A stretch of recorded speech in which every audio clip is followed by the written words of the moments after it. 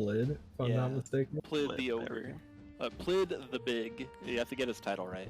Oh, sorry. Plid the big. May he rest in peace. May he rest in peace. Alright, so this time, last time, on Dungeons and Durgans, quite a bit happened actually. You traversed through the mines, the secret extra mines, the extra mines of Baskar, and found a circular pit with mine tracks going all around it. One went down, one went up. You heard some commotion on the opposite side of the pit and went up to see what that was. Xalia found an orb, and there was a small altercation when the orb disagreed with Xalia's methods. And later Chuman spied upon the group at the shed, and after most of the party at the shed left, leaving only a large ogre guarding it, you all stole up, and Pastiche had a plan, hatched a plan, and became Feather, and enacted the plan. And then many other people also became Feather, and the real Feather also showed up, and in this clash of disharmony, Feather threw down a device that made clicking noises and seemed to call some denizens of the depths that were hanging out in this mine, and you, together with Plid,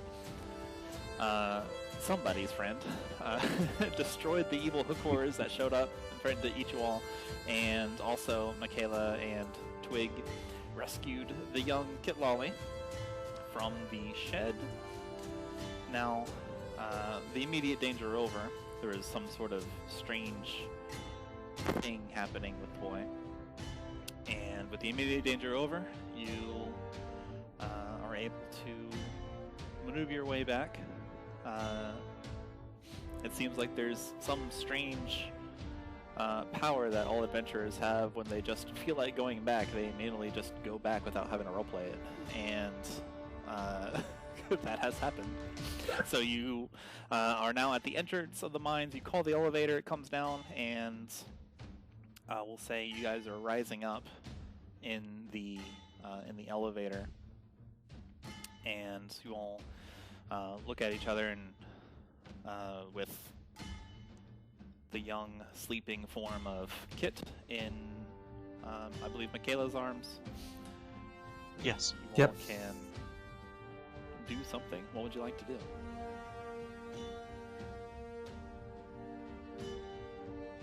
You can talk among yourself, or you can just say whatever. You can start punching each other, or currently you are in the elevator rising back to Baskar. I'm pulling the scene. Okay.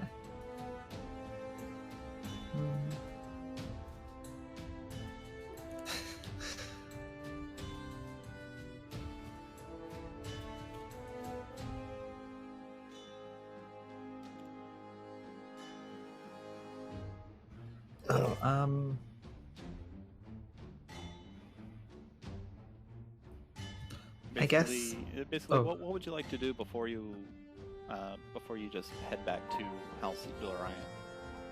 Yeah, I mean, I think Makayla would sort of somehow pull out the like the scraps of the pod crystal thing that was like in the shack connected to the kid, and just ask if anyone would be able to recognize or have any idea of what it was. Zoaz will take a look. Okay. Go ahead and roll Arcana.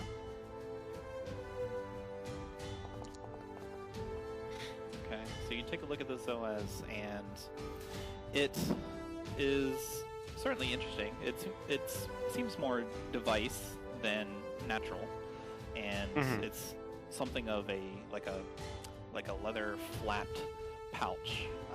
The leather seems to be made out of some sort of beast hide. It's not quite certain what it is, but it kind of like folds down like a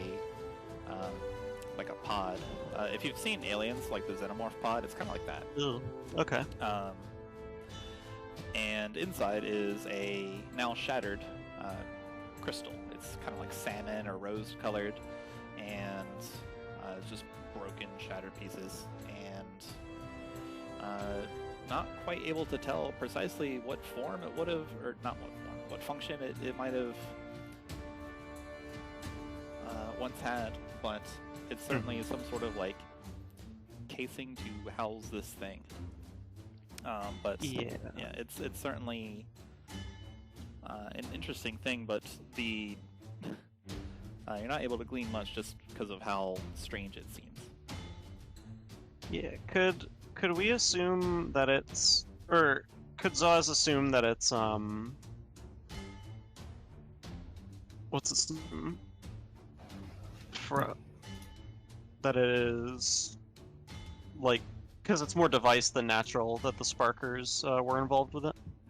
You can assume whatever you like. I'm not in control of your thoughts. Okay.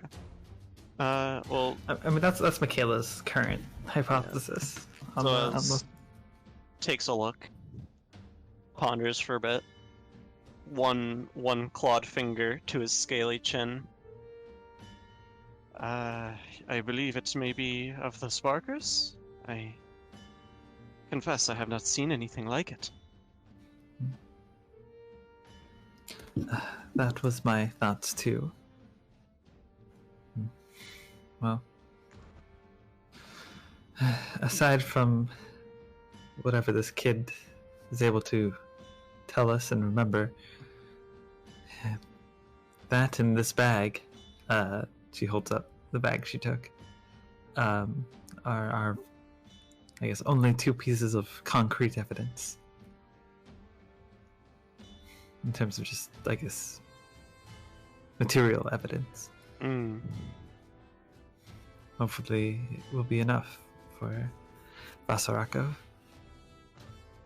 Frills did mention that the Sparkers had something to do with this, so that would make sense. Yep. Well, we know the Sparkers were getting commissioned by the Orions for the miners in a sort of, and because they, sort of gestures to the blade arms because they had him. But it's just a matter of, I guess it'll come down to, well, either way, I think we've fulfilled our duty. We have found proof that there is a sort of, I guess, kidnapping and trafficking within these mines. And I believe that is all Vasarako was asking of us. Zoaz sort of looks down for a moment. Yes.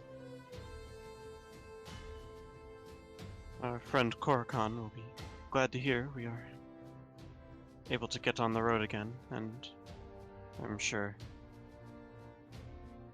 Vasarako will be less than enthused.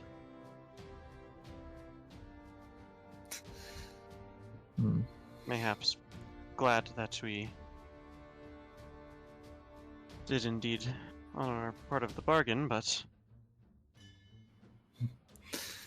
being correct isn't always the best outcome, is it? indeed. Well,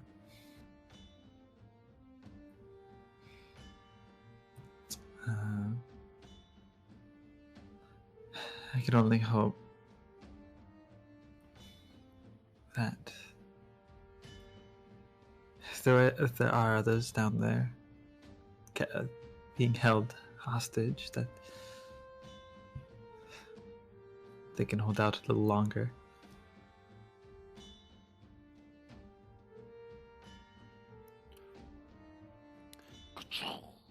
The elevator arrives at the top, and the doors open, and you are met with the dusty streets of this rocky strip mining city of Baskar.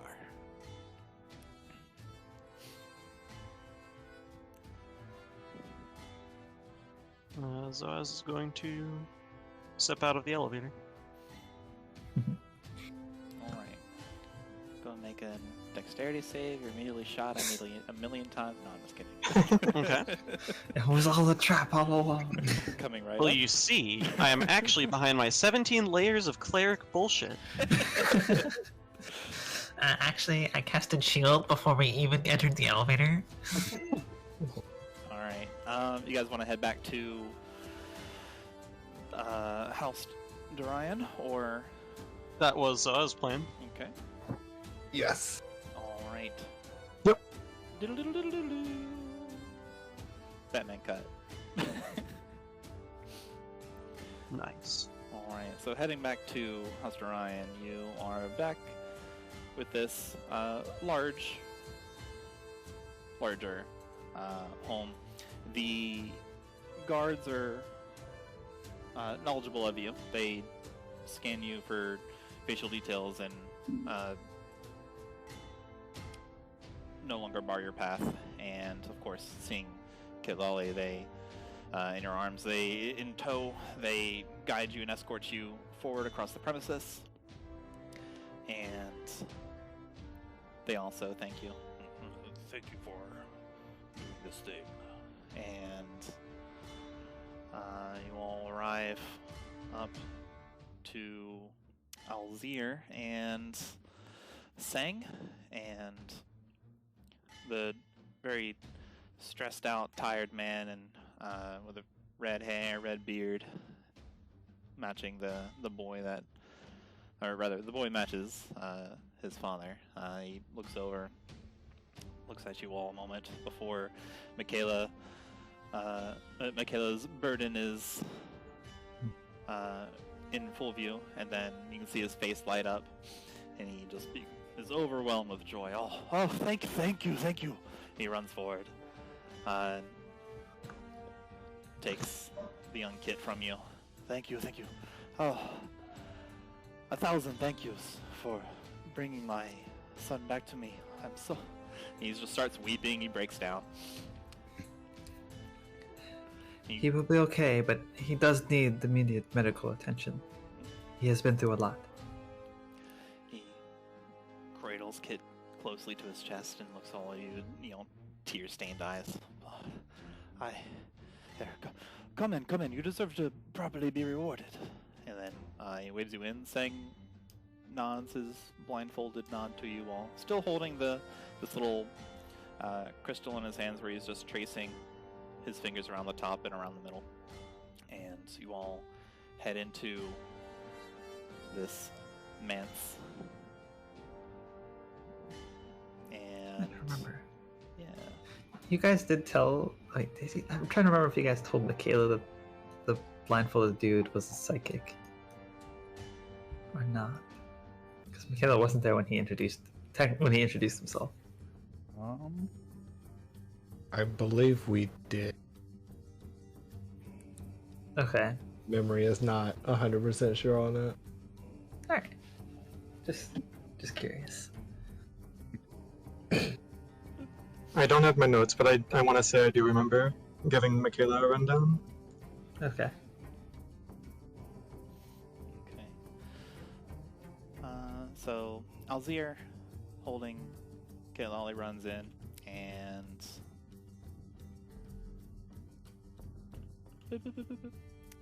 they head on in, and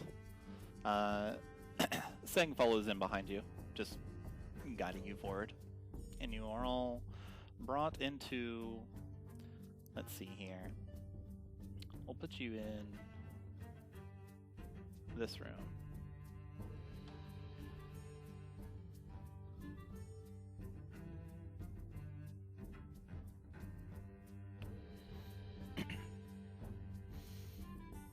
This manse. Seng guides you into a study of sorts. There's tables, chairs. There's a. It looks like it might be something of a library, but it looks more like a studio or a study, and many books line the kind of like hip height shelves, and Singh comes in, closes the door behind him, and smiles and nods. And he does not come into your brains this time. He just uses his he uses his words, and also thanks you. Yes, thank you very much. You have certainly done as we asked, and we surely cannot thank you enough. The House Orion owes you a great debt.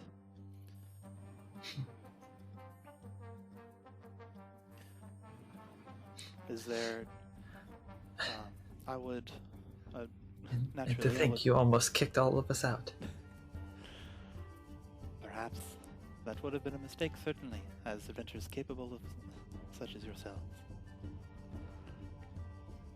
I am eager to debrief you, as it were, but please make yourselves at home.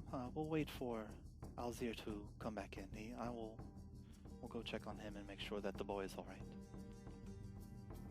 And Sang exits, and he promises that he'll be back soon. So we're just left alone in this You're room? all left alone in this room. This room is many books. There are kind of like hip height shelves. There's open books. There's chairs to relax in. You now notice that there's some refreshments brought in, just tea cakes and water, and also a bottle of what appears to be some kind of like red-colored liquid inside of a green bottle with a long neck. And looking around, there are art objects kind of everywhere. There's like vases dotting the land. There's some potted plants, and there's a large painting depicting a couple sky islands. Zoaz will partake of some of the refreshments, particularly the water. It is crisp, clean, and chilled. Nice. Makayla would kind of, peruse, I guess, the shelves, the bookshelves, and, just take a general stock of, I guess, the topics that Orion is interested in. Okay. I haven't muted too long. Xalia's gonna look at the books, All see if right. there's anything interesting to her. Sure. Go ahead, make an investigation check, both of you.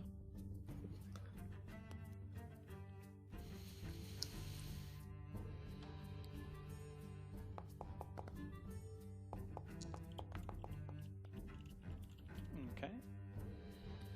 Let's see here. So these books here, the majority of them are relating to merchant practices, shipping, acquiring passage through various areas of Khorzaire, and just techniques on how to move things efficiently.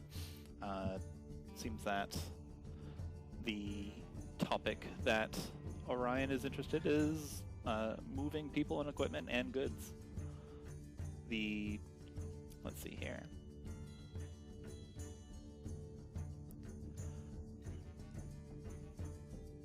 There's Makayla, you do find a book that seems to relate to the Couriers Guild, which in your time running around the continent of Khorzaire, you have come to learn that it is a large continent-spanning guild that arranges safe delivery of letters, primarily, and also parcels and packages. They do offer a variety of services, and it's always using the Orion caravan. They have couriers that make just deliveries as quickly and safely as possible, and they, in this book, you find information saying, well, you find information about how also, in addition to this service, that they offer something of like an elite force of agents that specialize in making secure deliveries to remote or dangerous locales. And there's a couple processes outlined for the super wealthy customers. They offer next day delivery using teleportation and teleportation service. God. Okay.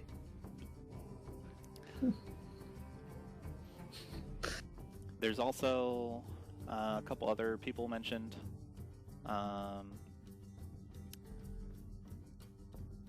There is a name, Ricard Durian. Rikard. He is mentioned as being stationed on the opposite side of the continent in Illigoum, where he is heading up a similar base of operations in another mining town.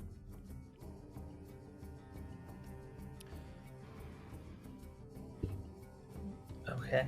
So what was that name? Ricard. Okay.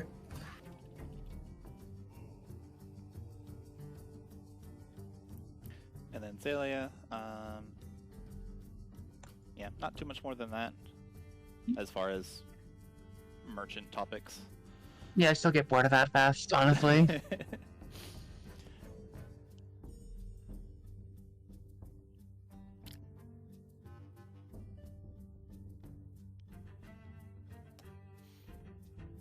Okay. Anything else from anybody? Nope. Okay.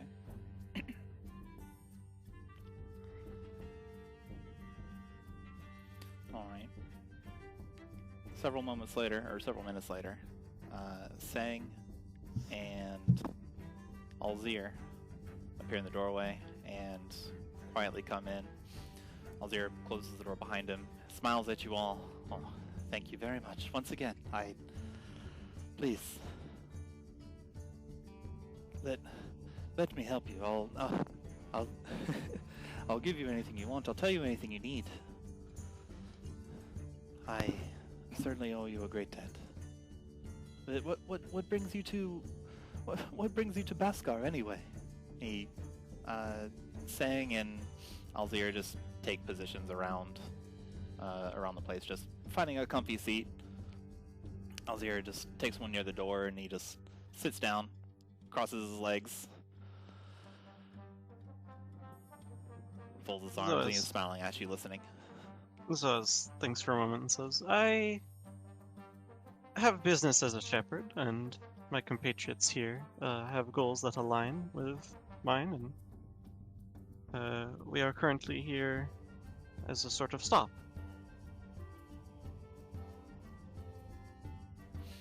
I see. Our business as a shepherd, well, as you may know, Orion, we specialize in moving people and moving goods. Do you need assistance there? Perhaps I can do something. We've got certain know-how in this dragon-marked household.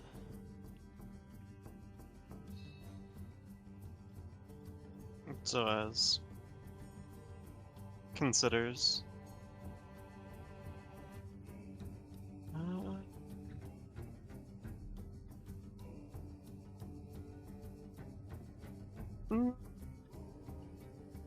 I don't believe that will be necessary, but I do appreciate the offer quite a bit.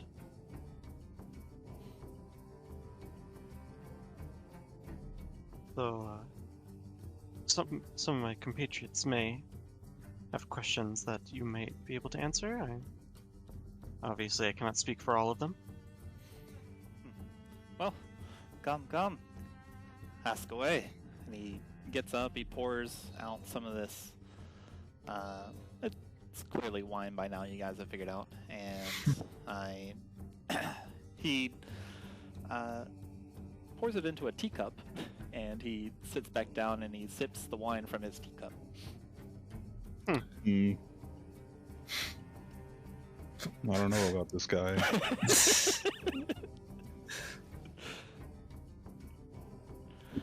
A single scaly eyebrow raises on Zoaz's face. He notices the looks that he's getting, and then he gestures towards Zoaz. Please help yourself. It's like when people drink rum out of like a coffee cup.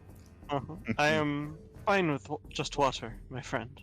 But once again, the offer is much appreciated. Of course, of course. Pastiche will take some wine. Okay. It is... let's see here. It seems to be kind of like grapey. It's definitely a red wine, and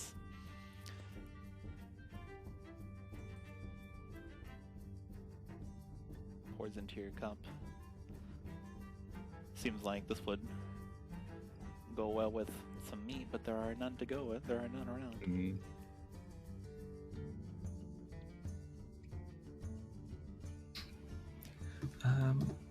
So yeah, Makayla would ask him,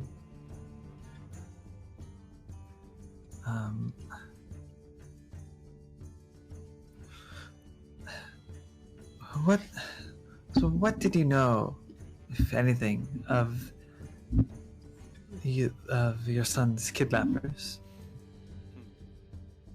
He sets his wine teacup down in this little saucer and holds it with both hands. He looks down at the ground for a moment, thinking, collecting his thoughts. He looks up at Sang briefly and then looks at you all. Well,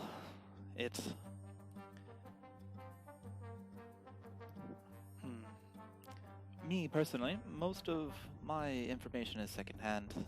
Sang laid eyes personally on the person, but I can tell you that he told me that the intruder, this dastardly devil that took my son, it was a large, imposing person. He cast a silhouette in the streets of Baskar.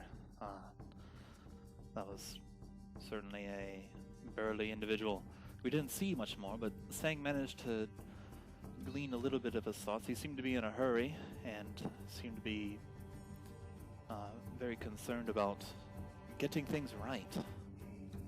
But if I were to venture a guess, it leads to whatever's going on down there in those mines. You see, and he opens up he kind of like flips up his hand and he has a letter in it that he draws from his coat pocket. This letter I received. It was a very imposing letter. It bears the Durlusk seal, you see. It ordered me to... Well, here, you all may sit, please. I want you all to be comfortable. Makayla sits. This very imposing letter. We've always been here in Baskar, looking for ruins left behind of sorts. We've always been searching for arcane relics, but it ordered me to assemble a team and immediately deepen the dig. You see, Orion is based out of Durlusk, and we've been here just on a business opportunity, but at the behest of this, they didn't directly say who they were, but at the behest of this someone much higher up in this organization that the letter detailed, that they call themselves the Dusk Archive. They told us to look for something much more ancient, something that they assert dates back to around the time of the mist that surrounds Cyril. I thought that whole thing a bit daft, but I disregarded it. Perhaps that was my first mistake. And soon began receiving threatening remarks, and I knew I had to act. With a lot of ground to cover beneath the Dusty Spiral, I hired anyone, especially immigrants from Illigoon, since one of the talents of House Orion is moving people, helping people traverse this nasty continent of Khorzaire, I was able to pull upon really anyone looking for work. I named Toka, a proud and strong man from Punello, a city in Illagum, of course. I named him foreman, and things proceeded apace. Over time, we must have gotten careless in our vetting process, and I've lost control of this operation. Someone else, not Toka, runs it now, and they chose to kidnap my boy as leverage and demand more workers. I was forced to use my position as a dragon-marked merchant prince to recruit really anyone. I was losing traction in the normal channels, so I was forced to use my resources in Illagum to recruit downtrodden people. People no one would miss to scour what's beneath the sands. To keep face, I had to brand this work as a secret research gathering mission for the house, and paid anyone off for their silence. Toka, he's a proud man, and I don't know how he's managing to inform me without being punished by whoever's in charge now, but he's been keeping me abreast of the expedition. It's taken several weeks of dangerous exploring and a few deaths to fiends and beasts of the darkness, but eventually they found a library of arcane texts and schemas buried in the ruins, with more promise even further down. There was a collapse recently. We've been working on overcoming that with Toka's extreme mining prowess. He's certainly brilliant at his craft.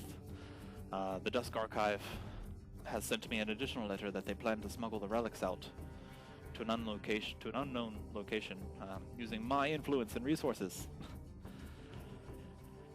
I don't have control over my own name anymore. Well, it would appear they no longer have any leverage over you.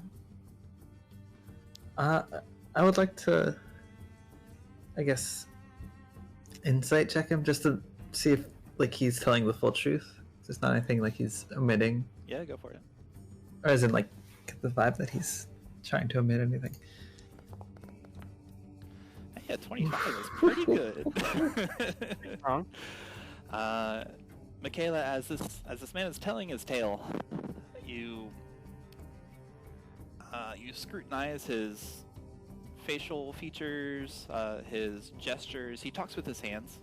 He's actually set the teacup down by now, and he's looking all around, making sure that he makes eye contact with each of you, making sure that everyone is paying attention, and you can sense that there is certainly like a purpose behind his words.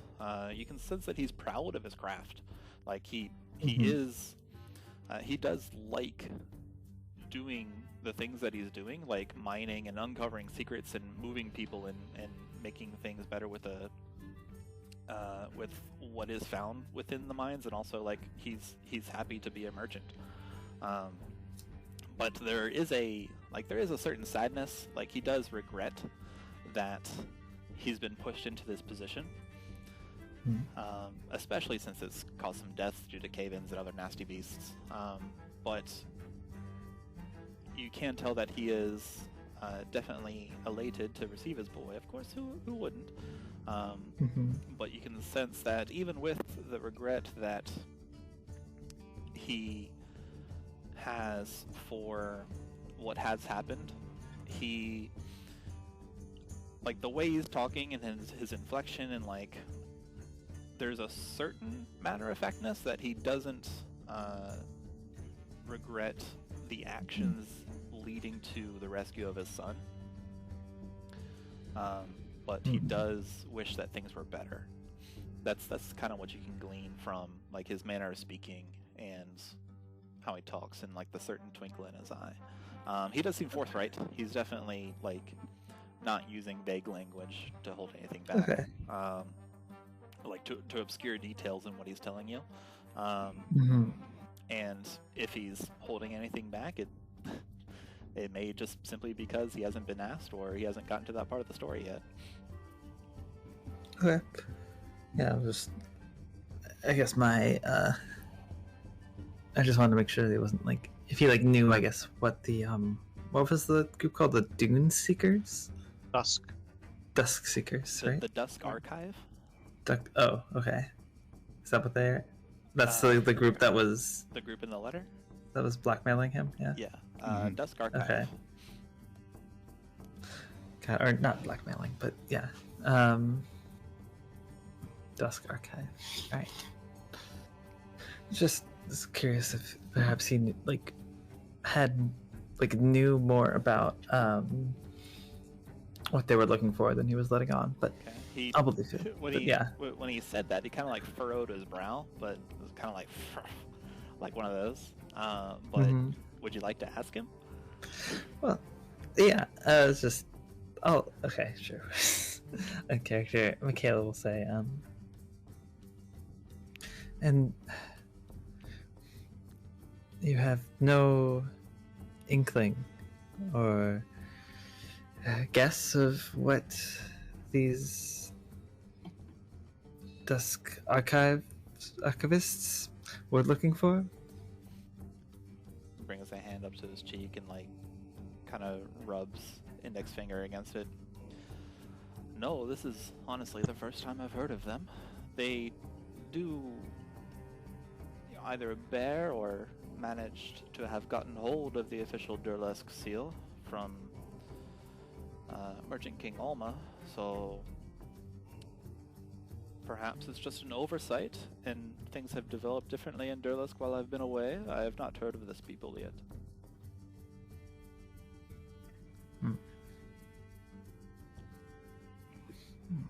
Which is the confounding thing, really.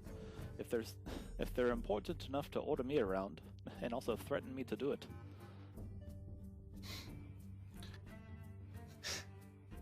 Yeah, you would think they. Oh. One would think that their authority was not. What's perhaps fake then? Otherwise, why, as you say, why go to the lengths to force your cooperation?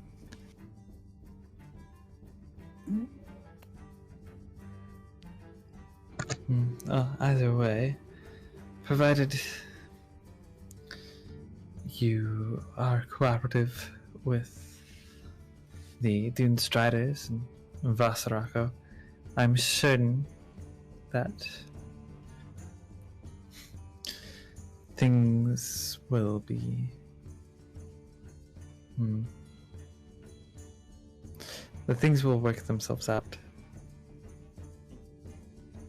May I roll a history check to see if I've heard of the Dusk Archive before? You can search your brain, yeah. Alright, a 16. Let's see, would Zoaz know in his travels? You,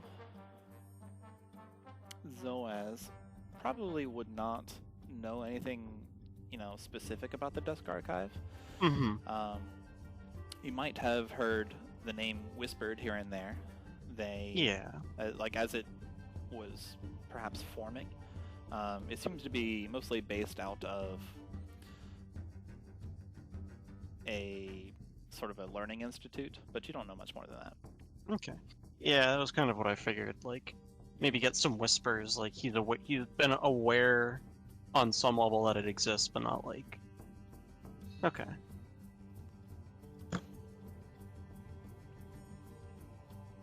Zoaz is scratching his chin.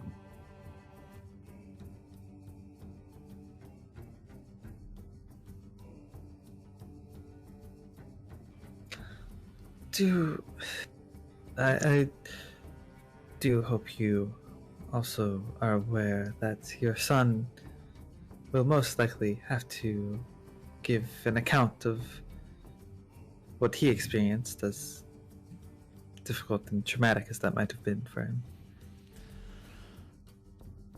He takes a deep breath. Yes. It would pain the boy, but any information that he has, what he's seen, what he's done, or what has been done to him, that of course would be fine. He's strong for it though. That boy can do. That boy can take it. Would you? He would pull out the pieces of the pod. What on a related note? Would this piece of machinery have any significance to you? Or do you know, or at least know of what it was? Alzir will get up and take it from you, turns it over in his hands a bit. His brow furrows in confusion. What is this? No, I haven't seen anything. It feels gross. Well, it was, to a manner of speaking, attached to your son. We do not know what it was doing. Only that we managed to stop it before it did anything else, anything further. Looks up at you and he mentioned that, and he looks kind of like out the hallway towards presumably where his son would be, and then looks back at you. It's got this looks like a dragon shard, and he kind of touches the middle of it. Shocks him. No, I know not what this is, but it was down there, was it? Makayla nods. You might. I've only been learning information secondhand from Toka. If it was down there, perhaps it came from down there, and also Toka's a very intelligent man in himself. You might ask him. I'll give him tomorrow off. Well, that leads me to, well, the question that brought us here in the first place. Where should we find Toka when he is outside of the mines? Well, he gives you a good smile. Well, if I tell him he has tomorrow off, he can probably be found at his home. He lives in... Oh, what was it saying? And saying as he directs the party's attention to him, Saying's just been curling his fingertips around the stone the entire time, and Saying nods. He is in Carmine Landing. He has a home specifically at, and there's a brief flash in all of the mind's eye of your group and it's the picture of a home, and somehow, for some reason, you instantly know where this is in Baskar. It is a sort of flat. It's just a regular kind of like studio flat. There's a window on the right side. You can see an iron door. It's made out of gray stone. There's a little chimney, and sort of like a not thatch roof, just pitched roof, shingles. You can find them there, I hope.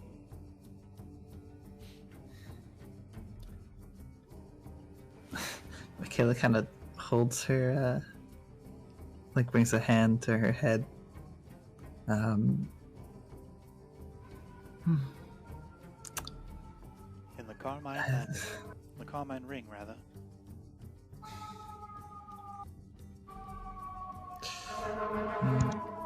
Zoaz nods.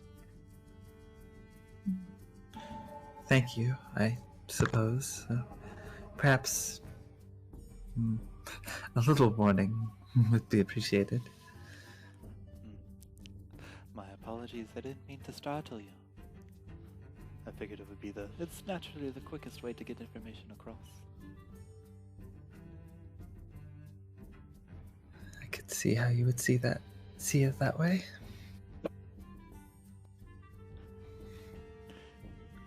You can see him like turn to you when he when he used the word "see" twice.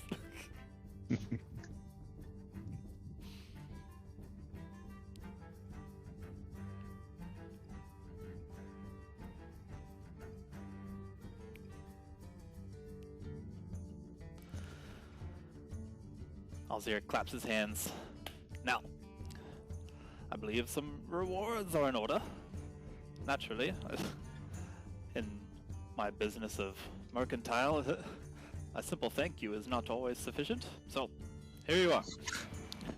And he pulls out a drawer from next to Sang, and he brings out a big satchel. It jingles as he brings it towards you and puts it on the desk in front of Twig. Here you are. I counted it ahead of time. And then once we had the 6th person join, I wasn't sure if they were part of your group, but you'll find that this is enough for, if you choose to split it evenly, 200 gold for each of you.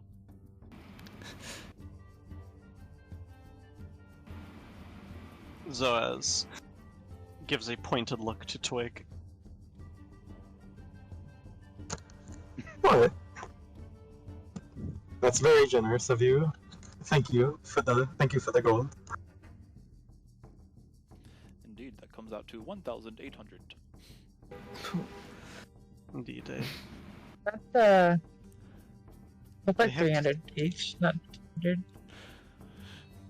yeah, for if it was 1,800 and there are 6 of us, that would be 300 each. Oh, my apologies. Sang the other bag, please. And Sang pulls out another bag and plops it in front of Twig. Who did we lose? I think That was right. I think he went down Oh, to check yeah. and loop up. Yeah. Okay. Oh, the power went out. Oh, okay. Zoaz will walk over. Sort of do like a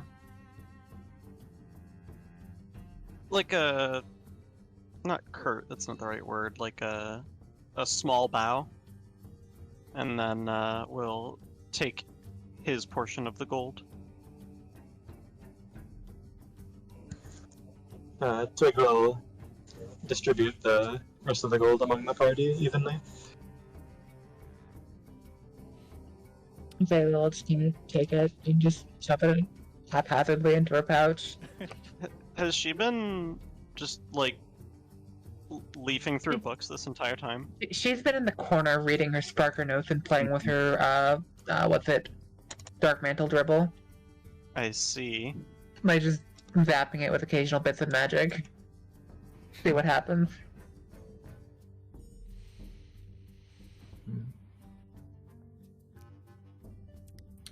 Looks up 300 gold, just grabs it. Okay, but the Dark Mantle dribble is far more interesting. You wouldn't happen to... Or the name Feather, is this at all familiar to either of you? Feather. You see, I work with so many people. Producing a single name might be difficult. Xalia is gonna shapeshift a feather on the spot. Not again. Alright. Perfect. Like, saying, could you, and then mid-sentence, Xalia shapeshifts into Feather and takes on her features.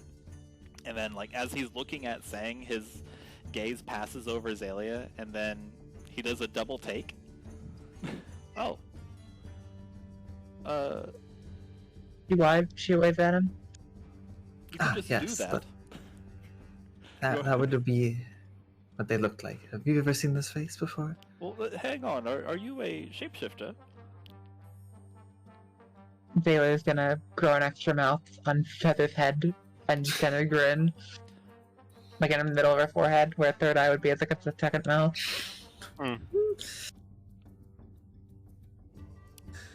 All Twig's just gonna point behind him and say, that means yes. All right. Fascinating yet devious at the same time. Saying write that down. And also, yes, I recall seeing a person matching those features around town. Saying, do you have notes on this? Sing's twirling his fingers around the crystal, and before long he nods. Indeed, it was that name and that countenance belongs to one of the people that we hired for this venture, Master.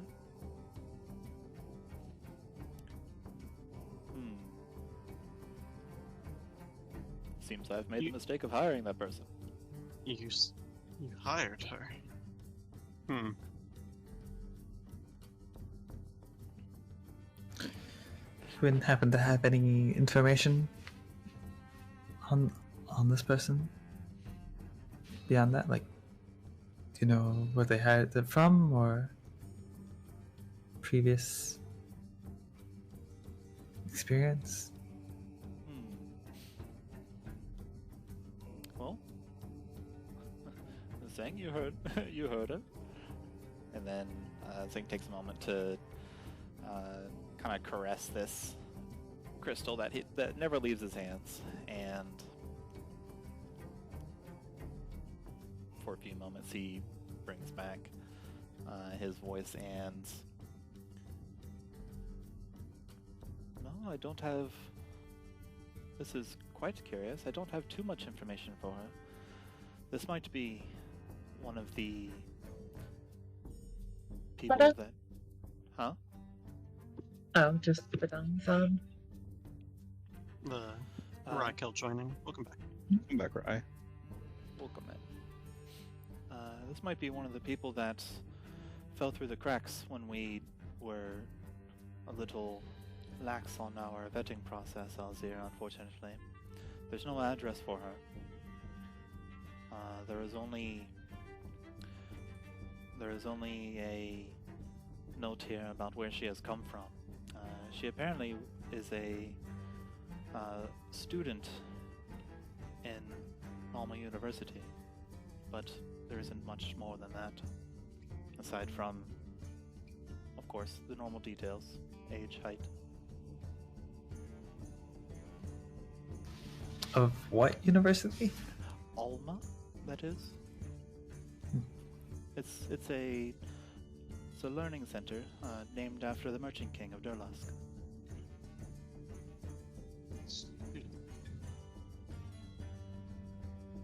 Interesting. What could you tell us what significance this woman has?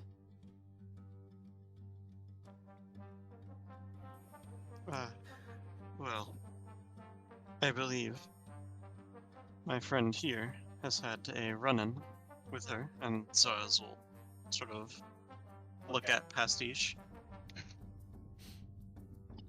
Pastiche is staring into their half-finished wine, clearly lost in thought, and doesn't really notice. Zoaz says, Pastiche, friend, Yes?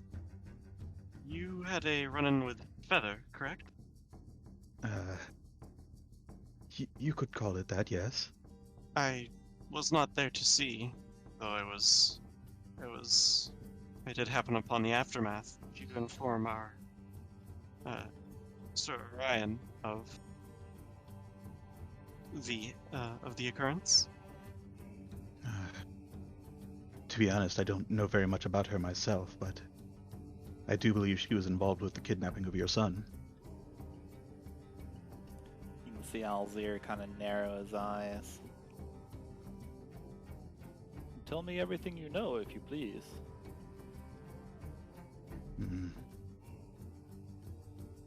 Well, she was there in the mine when we found him.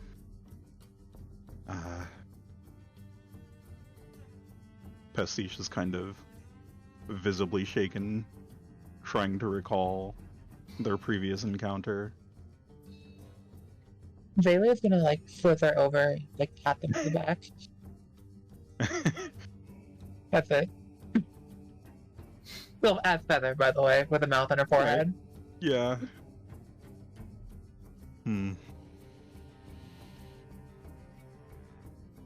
I'm sorry I can't be of much help. I'm a bit distracted at the moment. Is it difficult to remember? You kind of side-eye saying. Yes. Well,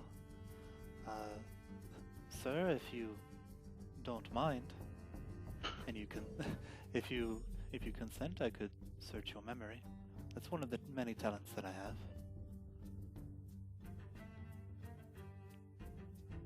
Sing walks up to you, his kind of like white, flowy hair and eyes shrouded by this blindfold. Pastiche is going to lock eyes with Sang, as it were, and just nod. Okay. Sing looks around and brings up his right hand and holds the this little shard kind of like under his arm in his left hand, and places the palm on your forehead, Pastiche, and go ahead and make a Constitution saving throw. Oh boy. Not bad. Pretty good. A 20 is pretty good. All right. There is a surge, of wind kind of going through you. It makes you reel back internally, but your physical form doesn't necessarily move. It's like things blur behind you, and you can feel this intrusion in your mind.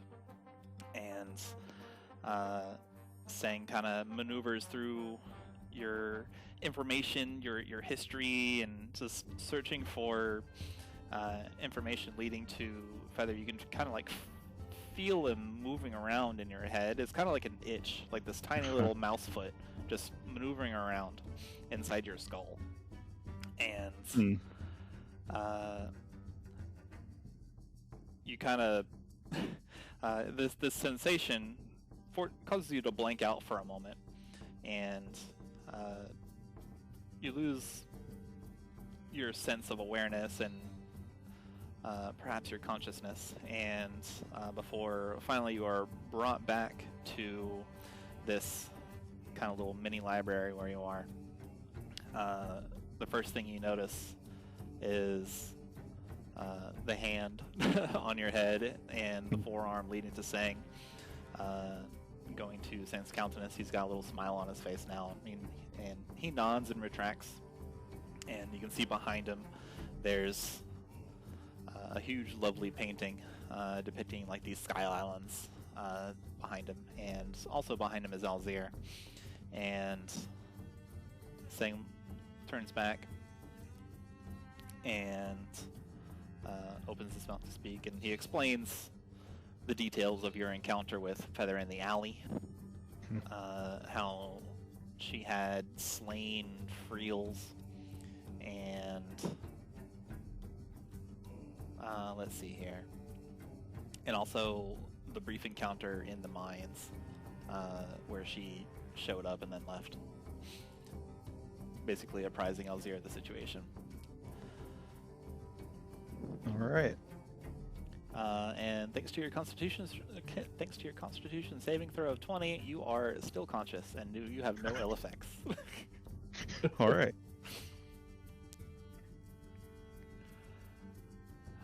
Sang turns back to you. How are you feeling? Sometimes this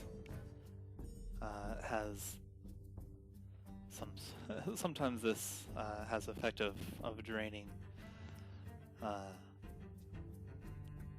Shall I say? Is that sometimes this process is exhausting? I felt strange for a moment, but I am fine. Excellent. All Alright. Okay. Alzir, what do you think? Alzir is thumbing his chin. You know, I've decided that I hate this woman. What makes you Fair think assessment. that? What makes you think that she's involved in the kidnapping, aside from?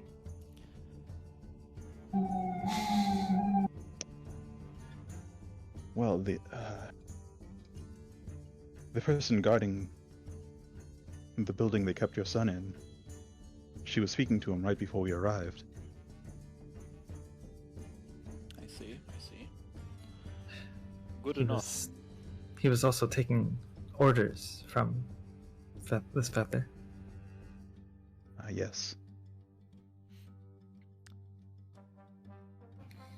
All right. Well, saying make a note. She's fired.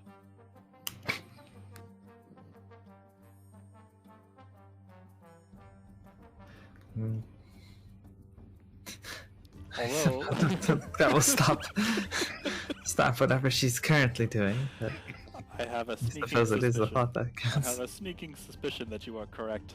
But your name? I'm sorry, I don't think I quite caught it. Oh, I do not believe. Sorry about that. Makayla of the Wake. The way Makayla you- kind of does like a curt. Well, she's sitting, so it's like a little like bowing nod kind of thing. Certainly. And, formally, Alzir Orion. Well- Scion of House Orion, who oversees the Mark of Passage. Well met. Like But- the corner of his lip curls up into a grin.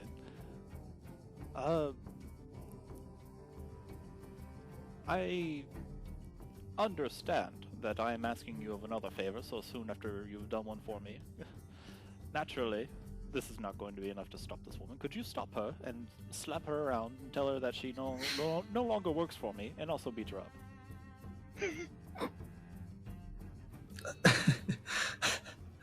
Finn looks sad. Finn looks quizzically at the request.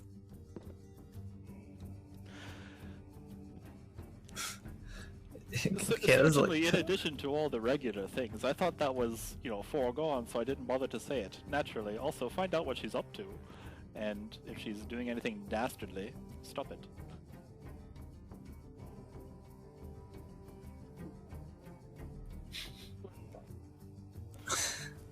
Certainly, if we encounter her again, then I doubt it will be on friendly terms. But we do have, or at least I have, and my compatriots here are helping me work to do that will take us out of Ituusk soon enough. I see. Asgard. My apologies. A slip of the tongue. Do you have reason to believe that she would be, for some reason, beyond the reach of the law of the Dune Striders? Well, Doomstriders and Hollandus, as you may know, are strictly bound by law. If they haven't broken any laws, or if they've done everything by the book, it is difficult to detain them and arrest. A detail that I had not mentioned so far is they, even though it is true that they took my boy, they included a document in his place. A drafting letter indicating that he was drafted for work in the mines. That your son would be drafted. That's correct.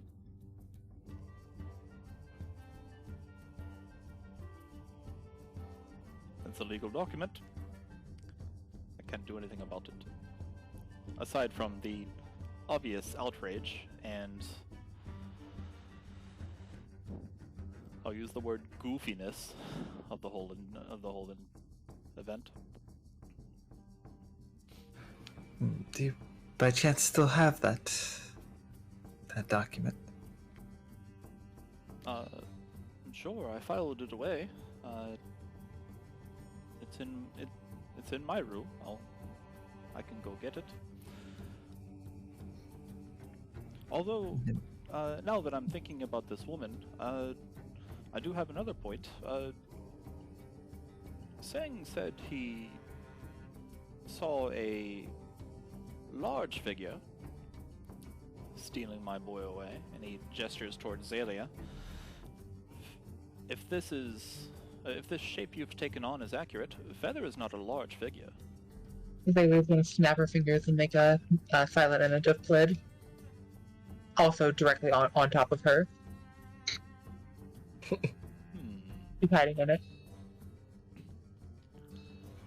This was the one that was guarding your boy. He is no more, but is this someone you also hired? You said his name was Plid? That would be correct. Okay. Sang nods.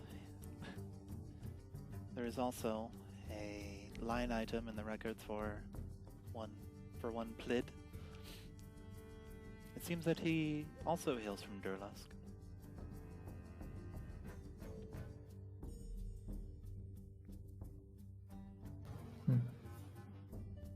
Perhaps this is...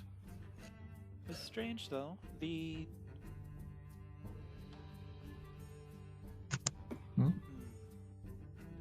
Sorry. The outline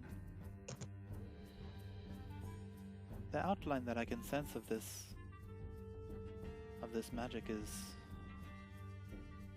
not similar to the outline that I sensed when the boy was kidnapped. I'm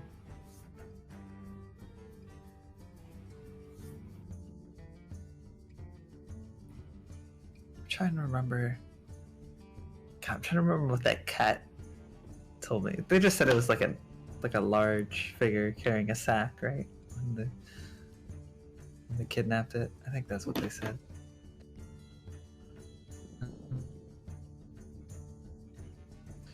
There are a lot of large folks, I'm sure, so it's not this one. Guess the search continues. But Alright. either way, it seems... Well, who specifically carried out the kidnapping seems potentially inconsequential to who's ordering it. You may be right. If I recall, there were... God, I always forget the name. The Duergar? Right? Those were the... yeah. Duergar. There were a whole band of Duergar that we encountered on our way, and any one of them could turn large and could have taken the boy. Alzir takes a sip of his wine through the teacup. Alright, yes. I'm starting to piece things together. Well, thank you once again. I would like to go check on Kit and see if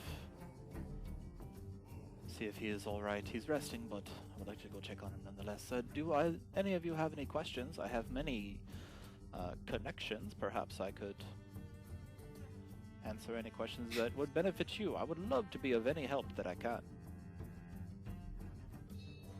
Bailey is going to. I'm allowed to modify the silent image, right? Yeah, it's still going. Well, can I change what it looks like completely? Let's see here. Based on the wording, I don't think I can. I guess I could make it shapeshift.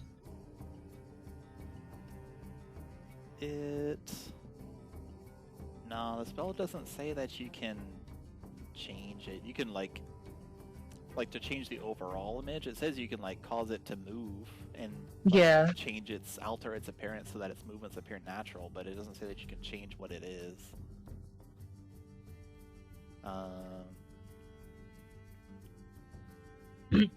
Just because the spell doesn't say you can do it, we'll leave it as you can't. Okay. And then she's gonna change Flid into that golden dragonborn she saw bidding, and walk out as herself, her standard appearance at this point, and kill their head at the guy. Or you mean you're canceling silent image and you're turning into the person? No. She's turning the silent image into the dragonborn, and then she's just reverting to her standard, like she's not Feather anymore. I thought. But okay. Silent image doesn't say you can change it. I thought you said we were defaulting to you can. Sorry. Can't was the. Okay. Yeah. The T was cut off. Sorry. Yeah. Because the spell doesn't say you can, we'll leave it that you cannot. Okay. Then she's gonna dismiss it and become Okay.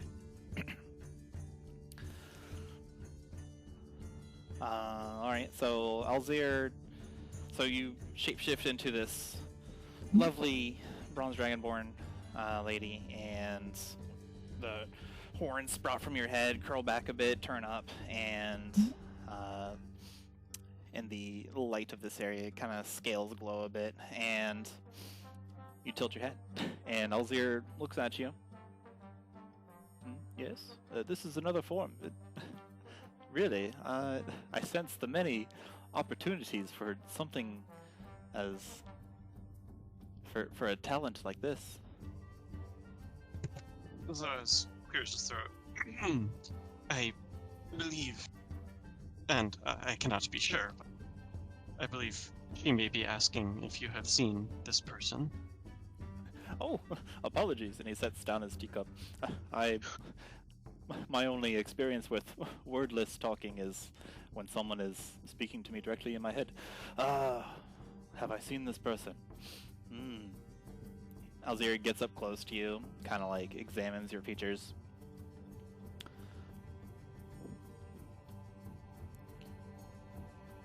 He takes a moment. He's thinking very hard. He is thinking very hard. In fact, he's going to roll a history check.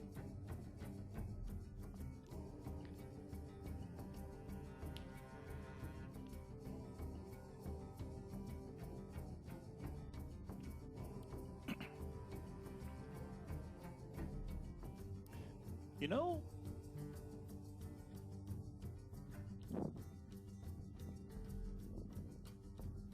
I believe I have seen this person.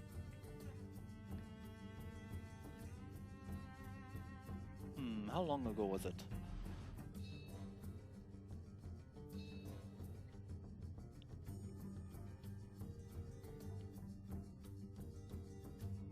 No, it wasn't that. I was walking around. In fact, I was visiting Yayavasarako the other day. Perhaps earlier this week. And I did see such a person enter Baskar. I didn't pay them any mind, but I haven't seen them since, of course. Vela will revert to her normal state. Nod. Hey. Xalia, perhaps we could ask Yai ourselves? We kind of think there for a moment, and then just, yeah. Sure, makes sense.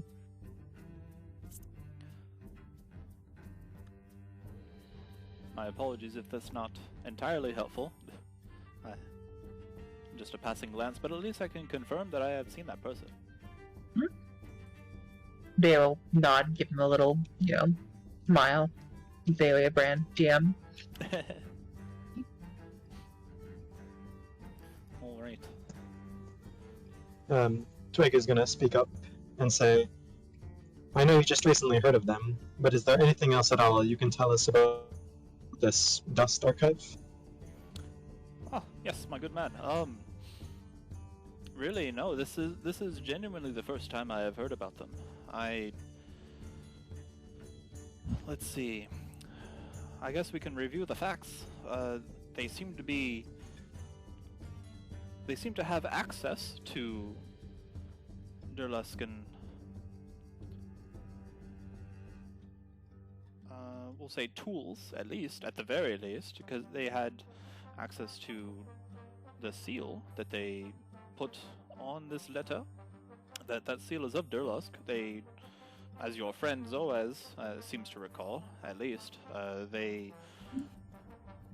operate, or at least parade themselves as a learning center in Durlusk. No, I say in Durlusk because that's really kind of all we know. That's the entire nation, but if we were to consider something, they may be in the capital.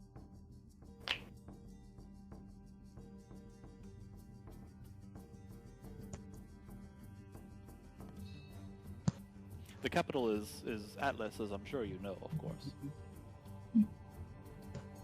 Yes, of course. No. Well, thank you for this information. Indeed.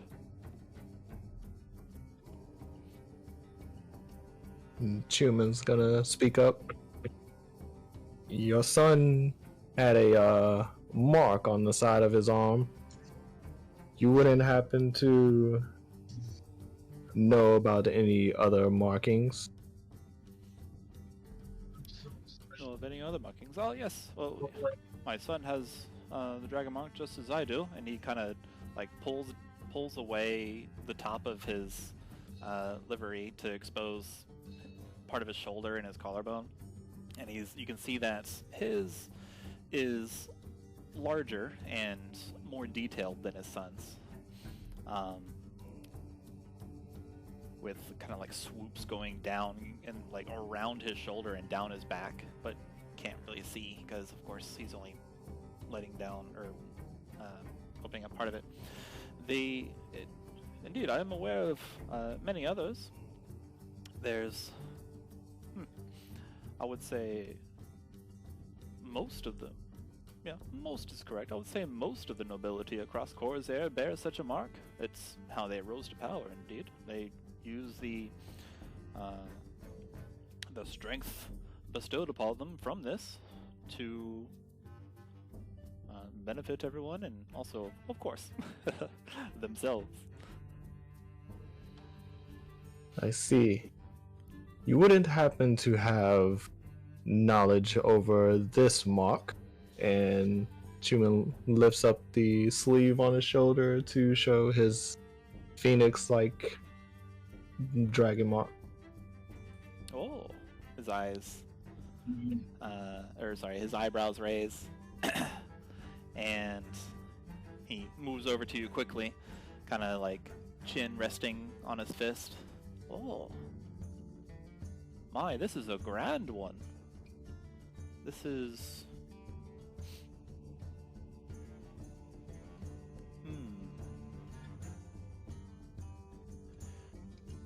I don't know a whole lot, but hold on. And he goes and goes towards the desk, pulls out a drawer, and grabs a book. Kind of thumbs through it real quick. Looks down, closes it, puts it back, and comes back to you. Yes, I think we've decided to call that one... what did we call it? I think we decided to call that one the one that details about finding, whereas mine is passage. Usually, hunters use that. People that hunt all sorts of things. Treasure being one of them, naturally. Also investigators. And I believe even some of the agents that enforce certain laws around Khorzaire tend to be of that particular brand of nobility, sir. What is your name? My name is Chuman. Chuman. Okay. Sorry to say, I haven't heard of you before, but since you bear something like that, and he kind of like slaps the back of his hand against your mark, surely I will in the coming years. Soon the pleasure will be mine as well. But I am looking for quite important information regarding an artifact. Unfortunately, I only know if it's of what it looks like. The name has been quite difficult to locate. I see. Well, since you have such a grandiose mark, I am sure that you'll have no trouble finding that, my good gentleman. I appreciate the compliments. Perhaps you'll... the people that I've encountered wearing, or perhaps bearing, that particular range of symbols, I've seen them mostly in passing. They tend to not stay anywhere very long, but I do hope that you're able to, if I may venture, and perhaps if this is none of my business, I hope that you're able to reunite with more people that bear that, and perhaps you can learn. Seems that you're out of sorts.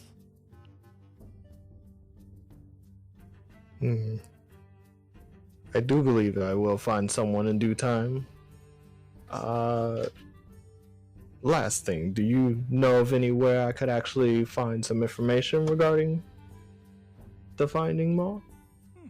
Well, I suppose if your objective is information, there's always information in Atlas.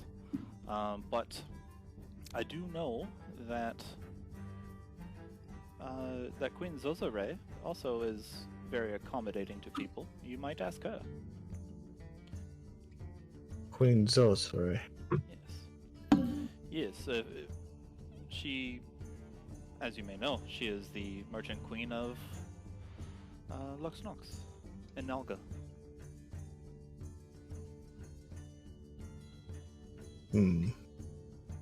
Never been there before, but I could definitely ask her. I could definitely seek her out, see if I can find any information. Thank you. This will be very worthy. The hunt is on, eh? And then he kind of like elbows you. The hunt never ends. There's always a feat. He claps you on the back and turns toward the rest of the group. Well, if there's nothing more, I bid you rest here before you head out.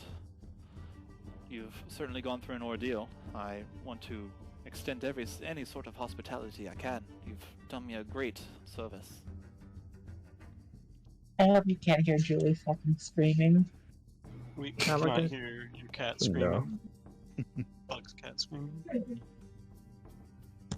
Zoaz will nod and say, this would be very much appreciated. Certainly. I'll have your rooms prepared and your bedding prepared and your... Yes, I do wish you all a good night. And then Sang also steps forward and he withdraws a little disc looks like it's carved in rock. He draws this from his belt, and he looks around and then looks to Twig, who is the closest near him, and he bestows it to you. He holds it out. So Twig, this is a sort of like a round circular disc. Kind of like it's inscribed with the image of a feather, and then he looks at you and says loud enough for the group to hear. Alzir, Sir has already paid you for your service, but this is also a token of my appreciation for bringing the young master back. This is a magical device that should help you out if you are apt to stay in Baskar anytime, for any period of time. If you were to take a fall down and tumble into the depths, you could throw this in the air and it will slow your descent. It's very useful in this city, so in case you do not already have one, you may have it. And Twig, in your inventory, he gives you a feather token. Twig examines the token and bows slightly to the saying and says, "Thank you very much. This will be very good for peace of mind." Indeed. Oh, I believe you had a question about my crystal here. This is a wonderful device. It is called a spell shard. It's made from a dragon shard by the Sparkers. It stores information similar to a book. We use it to hold the notes and legislations and other myriad of information about the house and the estate and the happenings and goings on. But they can be used for anything. I've even heard tales of some of the more magically inclined casting spells from it.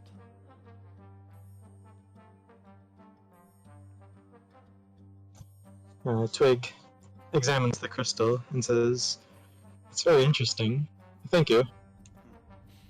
If you are apt to get one, I'm sure that any Sparker could fashion one, or perhaps they have them for sale at really any shop. I had mine custom made, so I would not know, and to be honest, I do not leave this estate very often.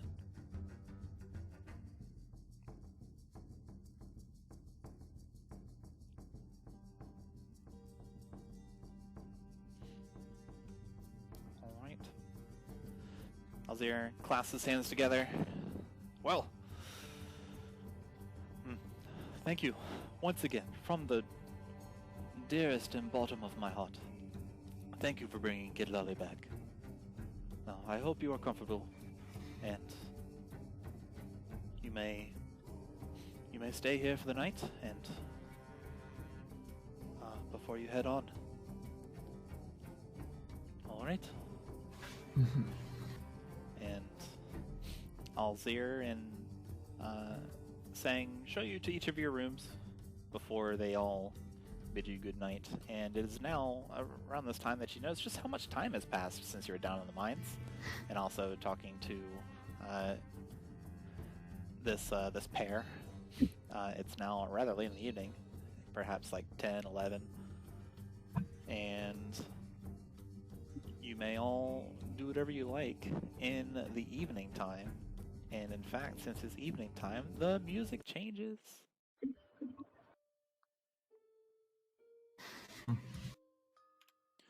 So you all are left to your own devices, and we'll say you're in this study where you've been spending the last conversation. And at any point, you guys can say, "Okay, we go to sleep," but They will fall asleep immediately. In the study? Okay. Xalia, since you were spending perhaps like the first half of the conversation messing with the Sparker notes, I will tell you what that does, because that's enough to do the transcription. So where did I put it? Hang on. Dang it. If I could find where I did it. Oh, that's right. I put it in the actual compendium. So, Xalia, if you will look in the spells compendium where it says Item World, and you search for the word Jolte, you will find the spell Jolte Circuit. And very similar to what you encountered with the Sparker, it basically uses the Dragon Shard. This is what you've gathered from the notes. It uses the Dragon Shard, or a Dragon Shard, to channel and overload electrical energy. And then you can jettison this electrical energy through yourself and the target. And it is very interesting, but like anything that deals with sparkers, sometimes it doesn't go right. And you can add that to your spellbook and always have it prepared, because it's a sparker spell. Of note, it always requires a Dragon Shard, so if you don't have it, you can't cast it. Does it consume the Dragon Shard? No. Okay. It just has to be like something that you hold in a free hand. That's one of the only things they'll be hard and fast on. Okay. Yeah. Okay. Does I guess the crystal from the pod, that is a Dragon Shard, right? She has a Dragon Shard. Oh, right, yeah, from the cave, right? Yep. Of note, the crystal from the pod thingy is broken and would not be suitable. Oh, okay. Bumped up. Got it. But Xalia, of course, does have an intact one, more or less. All right. Anyone else want to do anything through the night in this manse? Zoaz will probably find a balcony or something similar, and if he can't, he'll step outside to do his prayers. Sure. There is a balcony on the second floor, so you step out.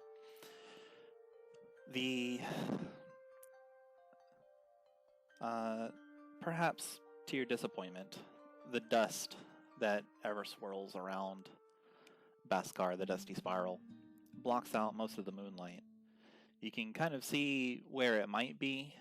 There's this blur of illumination in the sky that suggests the direction it would be, but it's difficult to quite pinpoint. But you do close your eyes, take in the air, the dusty air. It's kind of like chalky upon your mouth.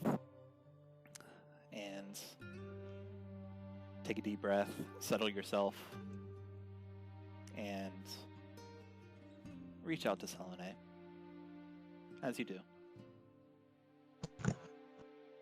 And Selenite picks up the phone. Hey, boo. Ring, ring.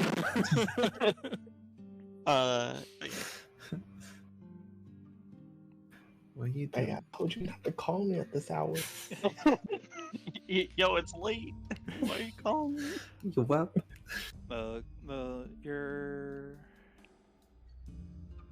Your scales, like there's this kind of easy breeze that gently drifts over, moves the dust around in your in the air over your scales. Feel relaxed a bit after completing your normal routine. And once he's completed his prayers, he will head off to bed for a restful night's sleep. Yep. You feel that through this ordeal, Zoaz, through this task and juggling many people in your recent heroics, you feel like your connection with Selene has gotten a bit stronger, and you're able to do more things in her name. And that she's afforded you just the tiniest extra sliver of her abilities. And Zoaz is ever grateful for that faith she has put in him.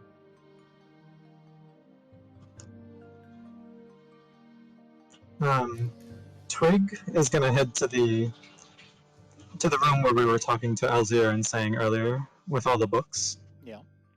And see if he can find any records of artifacts or magical items or anything suspicious being shipped to Durlusk. Okay. Make an investigation check with advantage, since you're just spending the time, or sorry, as indicative of the time that you're spending for it. And Chuman is just going to sort of look over his weapons before going to sleep. Okay.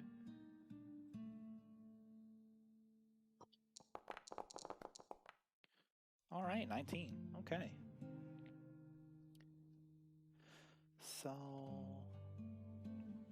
what does he have in this office?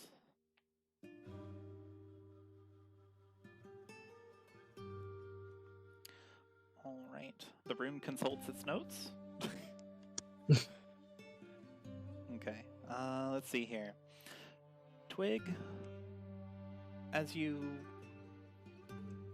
steal through the manse, making sure that your footsteps are not heard. Kind of easy, right? It's within your realm. And move forward. There's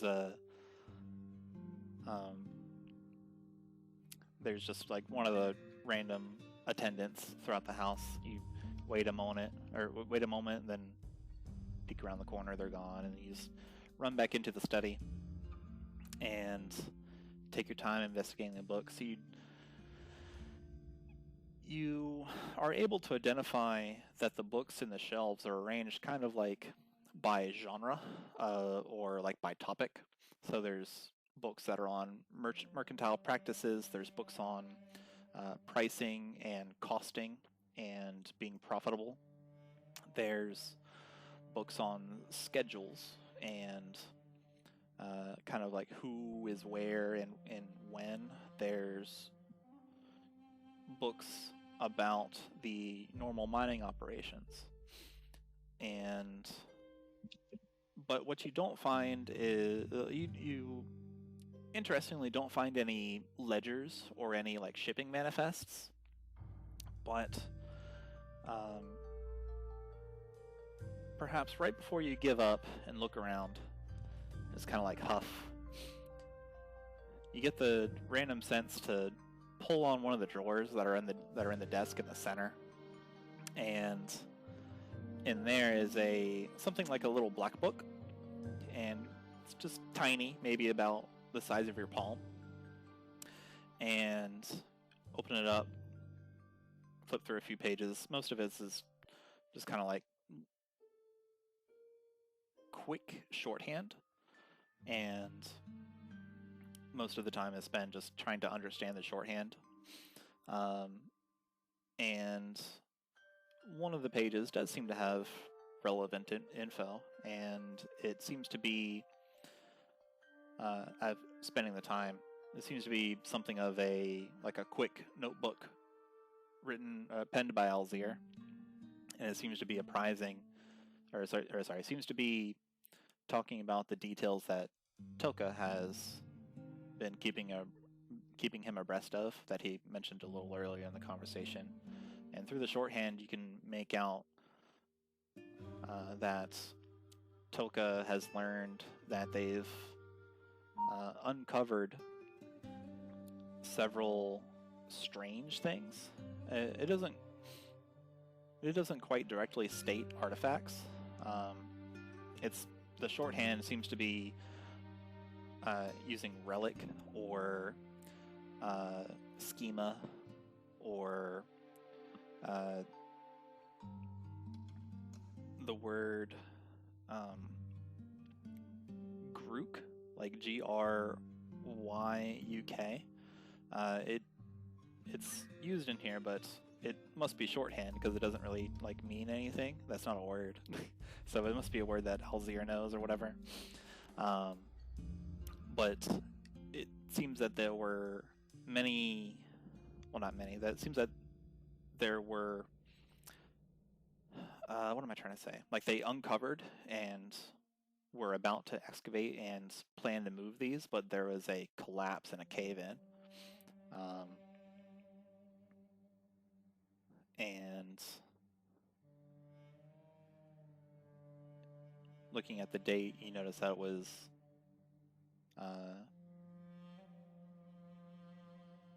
2 days ago.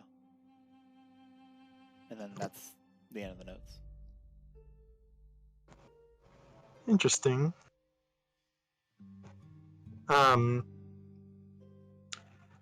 If I just leave now and go back to my room, could I like record that from memory?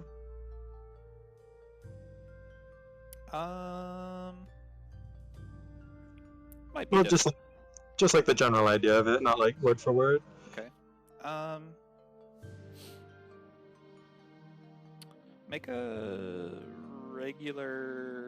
make a history check.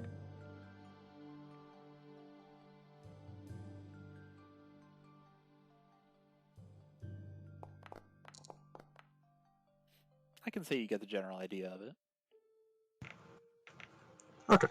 Yeah. Then Twig will place the book back in the desk as similarly as he found it, and then close the drawer and head back. Okay.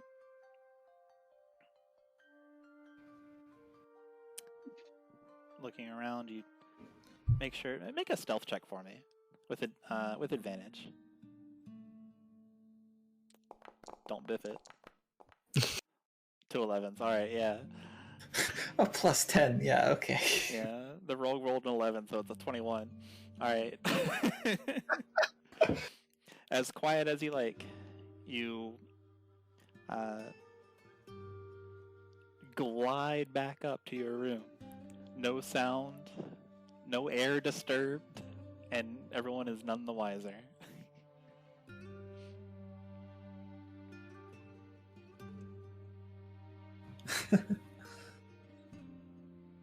Okay, anybody else? I don't think, correct me if I'm wrong, but I don't think we ever actually said what was in the backpack aside from the spell book for the vortex warp. Oh, okay, yeah. Because I think we were like trying to save time last session. Yeah. At the end, So the contents of the backpack, there's notes that Pastiche currently has.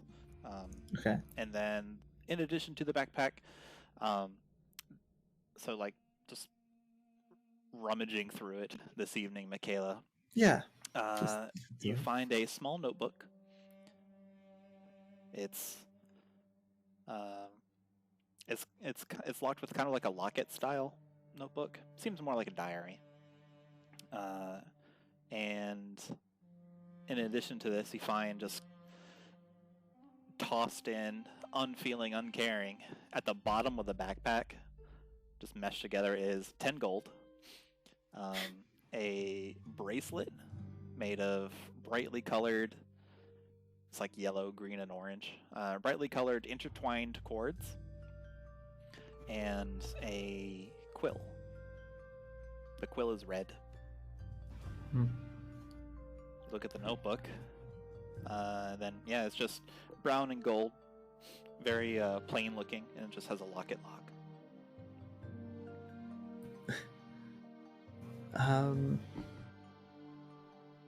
You can see a bookmark sticking out of it. Like, would I get the sense that this is like, this was the child's possessions, or like? Slide me an insight check.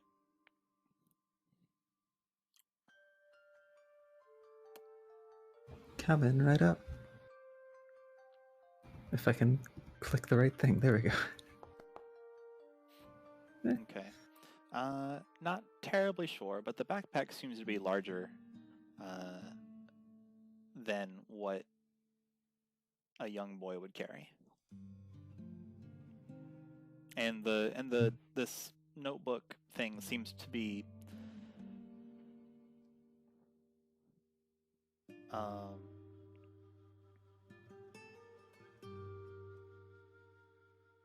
I don't know where I was going with that. Never mind. But Okay. yeah, the backpack seems a little too big for the kid. Yeah. So like the perhaps notebook not. itself. Yeah. The notebook itself is locked. It has like a small little lock on it. It has a small little lock on it. Exactly. Okay. The lock is heart shaped. How cute. I mean, I have quite literally 0 lockpicking items or skills. So,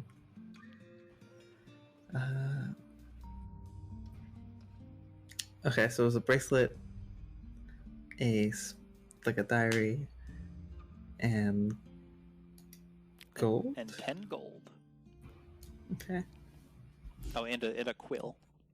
A red quill.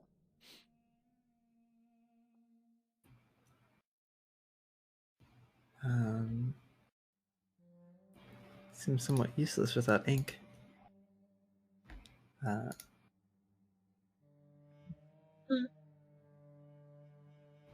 Alright.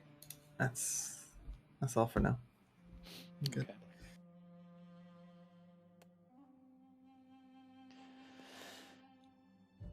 Let's see. I think the only one that's left is Pastiche. What would you like to do this evening?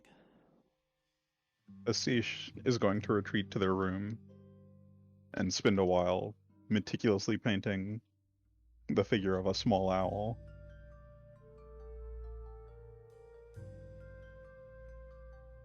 That, Okay. upon completion, will snap to life. Yo, the return of Mitch. He's back. Aww. All right. The owl snaps to life, born from the painting. The painting of, just the... What am I trying to say? The colors of your ink are just so vibrant, and it just... You paint this photorealistic owl, and when you complete the painting and nod to yourself on a job well done, the owl flutters out of the canvas and perches on your shoulder. Coos looks around, spins its head 180 degrees, As you do. and then kind of like rubs the top of its head against Pastiche's.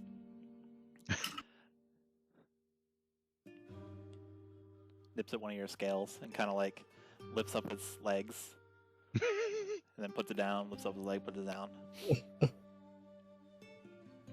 A routine Pastiche is completely numb to.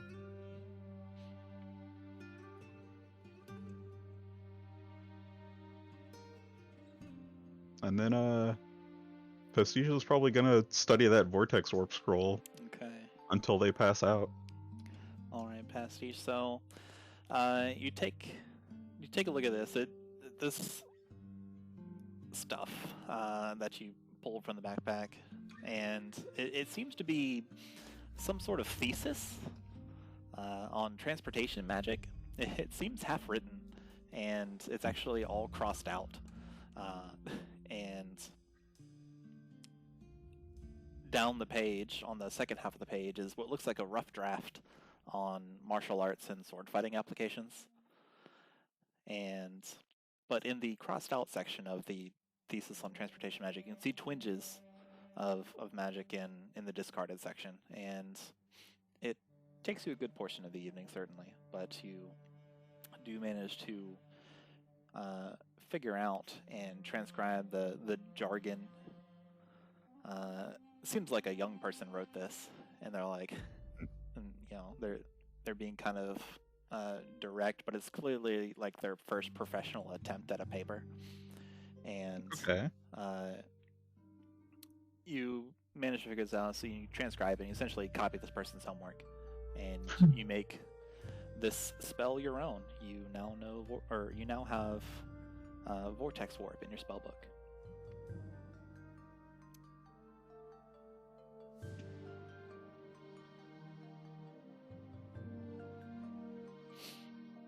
And then, anything else from anybody before we wrap up? Well, not wrap up, before we continue onward? No? Alright, everyone can hit their long rest buttons. You know what? Just because I have the resource, might as well use it. We're about to long rest. I'm just gonna detect magic and look at the items from the backpack. Oh, okay. See if there's anything spicy or anything, you know? Alright, let's see. Detect magic. Just a quick glance. Yeah, there is a faint magical aura around the quill. Okay. That's kind of what I thought. Alright. And Cool. if you choose to look at it more throughout the night, Yeah. you can ascertain that it's trapped. No, I'm kidding. You can It ascertain. explodes. Yeah, it explodes once you attune to it. You can ascertain that it is something that you have become familiar with in your travels across Khorzaire. It is a Dictation Quill, and Dictation Quills, as a reminder, are used by many people for just kind of like speech to text. Yeah, it writes for you. Yeah, speech to text notes. So in your inventory is now a Dictation Quill. I have put it in there for you because I had it prepared from last campaign. Yeah. Also in my inventory. Thought of it so far ahead. He was a campaigner. I swear to God, I feel like I had it in like one of the one shots too. Things just keeps falling. Good. Oh yeah, and Pastiche, you can during your evening, you also figure out pretty much everything about the Great Ladle of Prestidigitation, so you understand how that works now. Okay. It's counts as a great club. Well, really, it counts as a simple melee weapon. So if you can simple melee, then you're fine. All right. So yeah, everybody hit their long rest if you haven't already, and we'll take a break there. Actually, Okay. we'll come back at the 15-minute mark. Cool. Sounds good. Alright. All right, there we go. All right, so you all wake up in your nice, comfortable beds in the house of Alzir Orion, and you all collect yourselves and are prepared for the new leg of your adventure.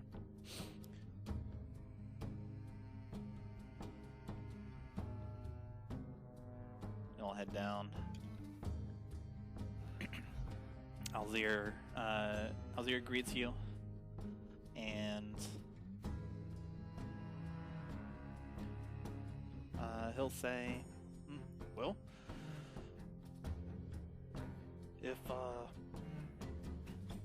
if you're apt to stay in Baskar for any more length, I do definitely recommend speaking with Toka. I think there was mention of you have your own task, and I certainly wish you well on that. I did make sure he had today off, so if you would like to speak with him, today would certainly be an easy way of doing it."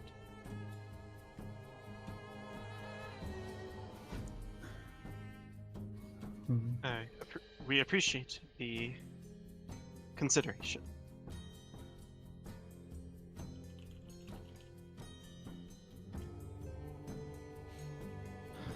Life is still Oh, sorry, what? Julie's life is still in. She's very yelly. Thankfully, it is not coming through the mic. No worries.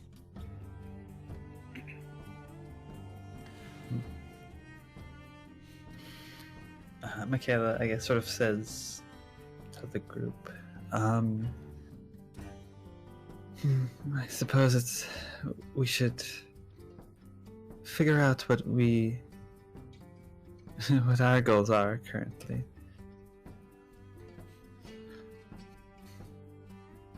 Well, It- for one, we need to inform Basiroko what we have learned, Mm-hmm. and I guess another thing is to think about whether or not we are going to continue on Korokon, make our way to Durlusk. Hmm.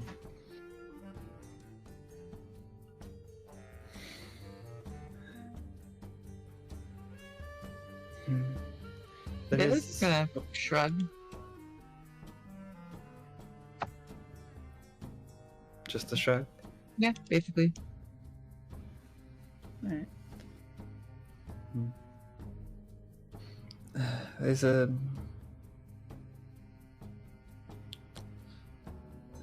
strange sense of, I guess perhaps leaving things half finished if we were to leave, but maybe talking with Vasarako and the Dune Striders will ease that sensation. Zoaz nods and says, I did not mean to say that we have to get going, just that it would be a good idea to apprise Korokon Mm-hmm. the goings on. I am sure he will not mind spending more time in that nice hotel. Rather. I think we get a smash cut of like Korokon just in like anime bubbles for a filter, and he's just lounging in a spa, and he's just like eating grapes. Before he come back to the 5-star group. hotel. How does a crab eat grapes? Very carefully. He just picks them with his claw, and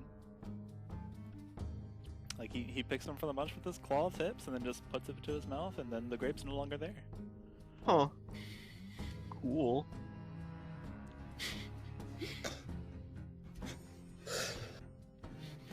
Khorzaire clasps his hands. Well,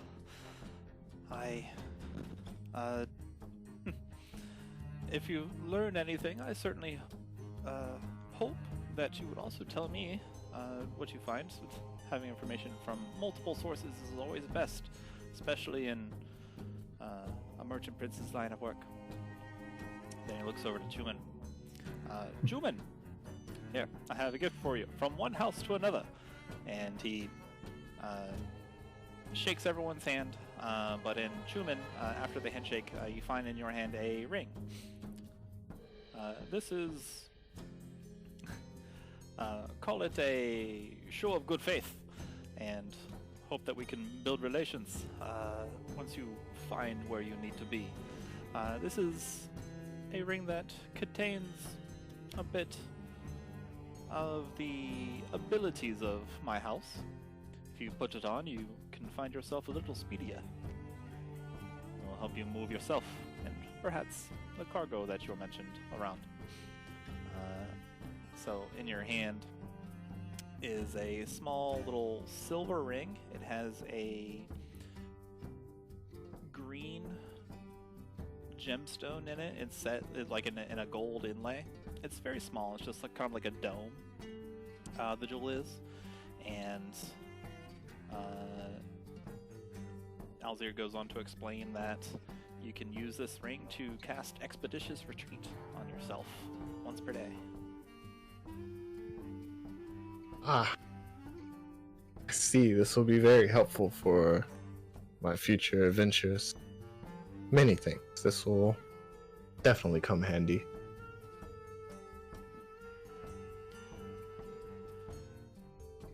Excellent. Well, if there's nothing Well, else, I certainly bid you adieu. We thank you for your hospitality. Hopefully, and I'd wish your son a rapid recovery. I think that now that he's back in our care, back at home, and we're able to nourish him properly and overcome the neglect that he's faced over the month that he hasn't been here. That will do precisely that. Thank you. Thank you, thank you. 1,000 thank yous. And if you ever need anything, it would behoove me not to extend a hand of friendship here at House Orion. He gives you a little salute with his fingers. Much appreciated.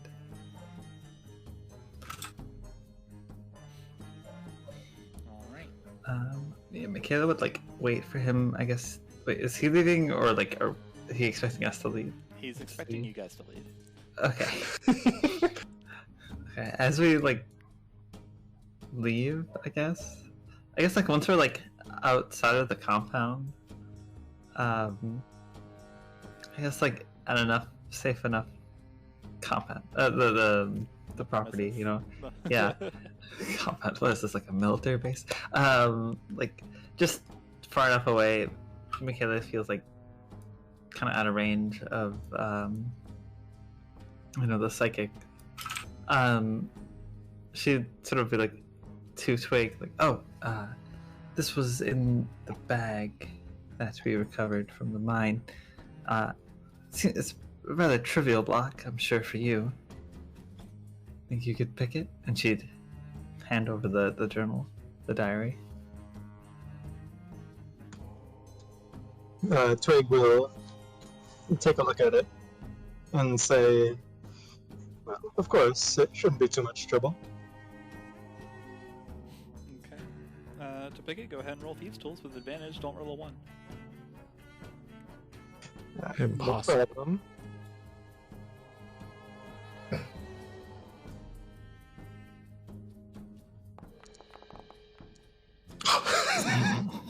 It was never even locked.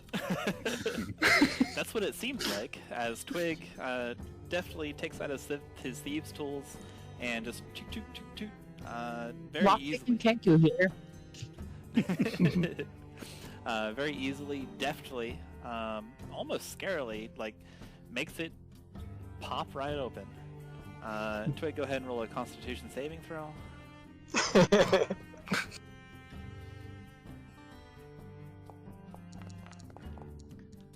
Alright. There's also joined by a puff of air in your face, Twig. It's odorless, doesn't taste like anything, doesn't smell like anything. Sorry, odorless, tasteless, but it's just a sensation of this air moving in your face. You kind of like sputter, but you don't seem to suffer any ill effects. But the notebook is open. Oh, that thing was dusty.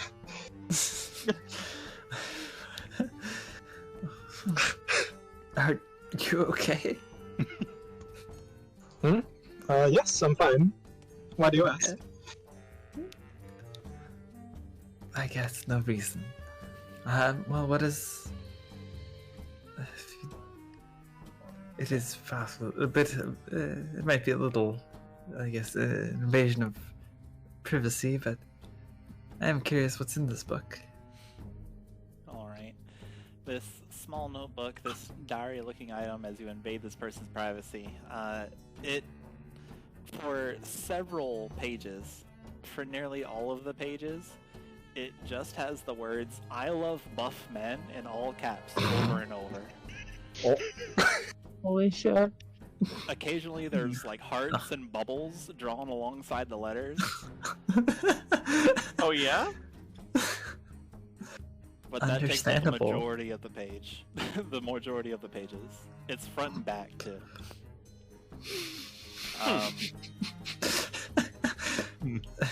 Makayla laughs. And however, where the bookmark is, there is a bookmark. There's a crimson gradient feather. Sorry, a black and crimson gradient feather. Looks like it might be something like plucked off of maybe like the top, the forehead or like top head of a bird, of that plume area. And then this feather functions as a bookmark to a page that is different than the others, and it says it reads just in common, very very quaint, kind of neat handwriting. It says, "I wish I could fly and be a bird in the sky. Professor came to me about a job offer. Said if I did this as community research hours, he'd help. Obviously, no-brainer. I'll kick this entire cave's ass."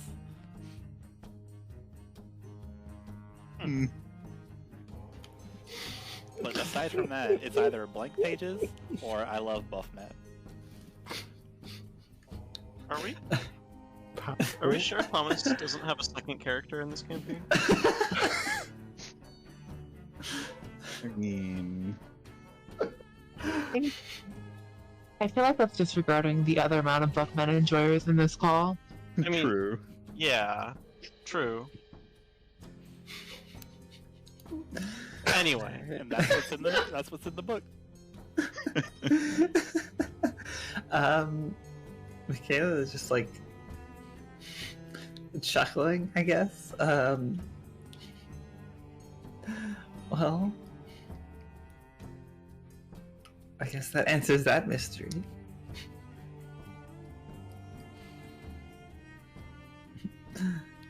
But you can keep that journal if you wish, Twig.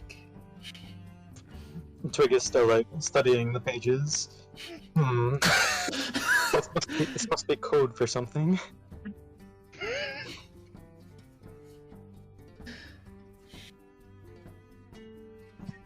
Anyway, thank you, Makayla. I'm sure this will be useful.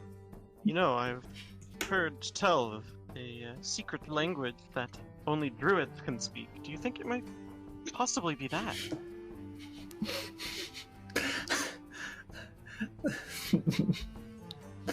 Okay, Oh, like it could possibly just be rumors and hearsay. I suppose putting too much stock in that would be silly.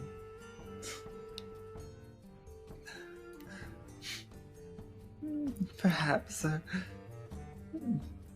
there's all manner of secret codes, but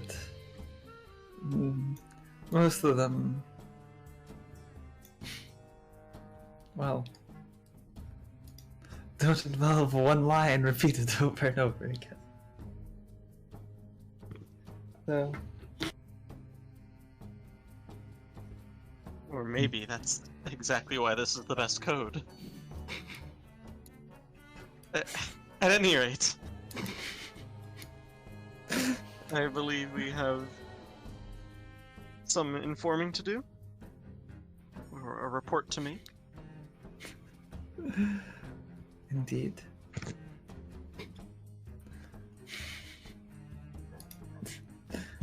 Congratulations, Twig. You now have. Hold on, let me edit the item and give it to you. The Buffman Journal. The buff notebook. Plus one notebook of Buffman. Alright. After that bit of excitement in the morning, you guys head out and move away from the Orion estate, and you are now back in the city of Baskar, the Dusty Spiral. You look around, there's always this mild layer of dust just floating in the air. You've been here for a while, you've learned to do something of see past it, and you can see slightly further than you really could. And looking around, you are on the Mithril Ring, which is not the top ring. You know that Yae Vasaranko, her barracks are on the top ring and is close to the entrance. You know that the Carmine Ring, through the abilities of Sang, is one of the lower rings of this strip mine turned to city. And there are many bridges zigzagging around. There's lifts moving people and goods around. There's people walking past you. It's certainly a busy morning here in Baskar. Merchant with leading a raptor moves past you, and you've got the whole city. What would you like to do? Are you heading towards Yae, or are you heading towards Toka? Just want to... What's the plan? I was under the impression we're going to Yae. Hey? Zoaz is going Yeah, to. Bailey's gonna start walking to Yai. Yeah. I guess it's decided by Xalia. All right. Pastiche is following whoever's moving fastest. Okay. What's Xalia. compared to my power walk? Leading the charge. Okay. Real snake moment. Real snake moment. All right. Let's see here. So I'll activate this map. You guys are down here, just so we can arrange like something like that. So you guys move around, and you know that you would have to Almost got away. find a ladder, question mark, or find a There ramping is no bridge. escape. There certainly is no escape from this dust. So you look around. You can find a Xalia. Make a perception check or an investigation check, your choice. Just to find the quickest way to get back to the Yae Vasarako's barracks. Easy. Alright, so If there's Xalia, no escape. this bridge cannot escape you because there's no escape. And you find a sloping, ramping bridge that starts actually very conveniently from the Mithril Ring, and it seems to go up and kind of like twist and right angle in the middle of the thing, and it joins another bridge via staircase, and you lead the party around this direction, boldly striding forward, heading towards the upper ring. You do manage to pass. What's his face? 3. Oh, you managed to pass Andesite.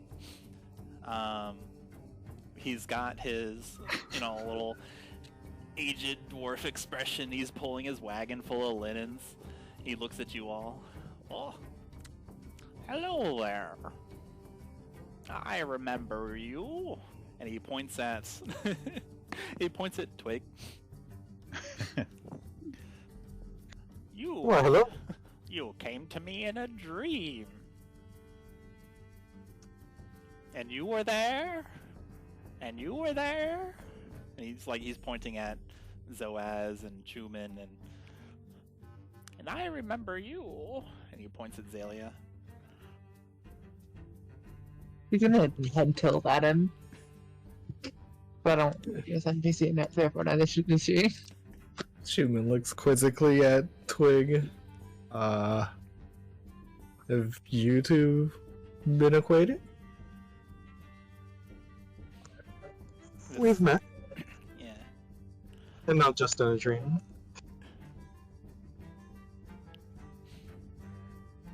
And Andesite, through his creased features, casts a gaze over all of you. What brings you to Baskar? He's kind of shaking and looking around at all of you. He seems suddenly very interested in all of you, even though you've already answered this question before.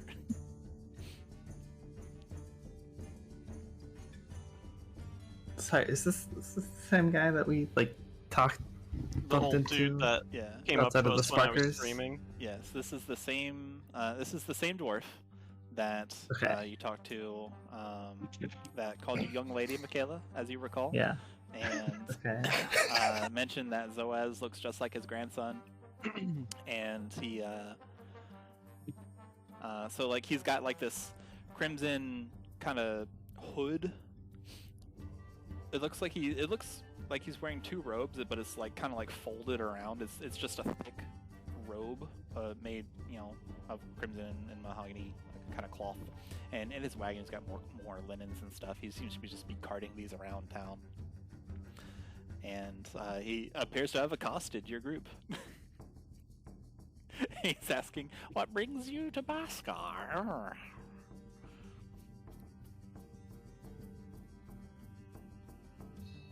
Work, mostly. Ah, yes. There's much work in Baskar to be had. I had eggs and toast for breakfast. Zoaz smiles, but it's not like it's not a fully genuine smile. It's one of those this is happening smiles. Is that so? Is there something that you need from us, sir? His attention shifts to Makayla.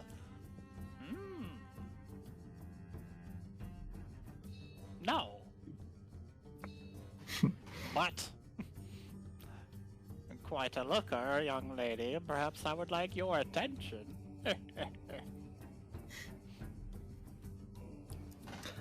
I'm afraid we have a rather busy day ahead of us, and we must get going. All It's right. a pleasure to see you again, and I hope you have a great day. I know when I'm not wanted. All right. Goodbye, young people. Live your lives to the fullest. And he kind of... Twig will, Oh, Twig Twig will what? back and he'll wave back and say, "Have a good day." He alright, yeah, waves. He waves back. His little wagon just making wheel sounds on the bridge as he stands on top of the stairs for a moment and looks down. He appears to be kind of considering how he's going to get his wagon down there. But that's probably his problem, not yours. As you all continue onward.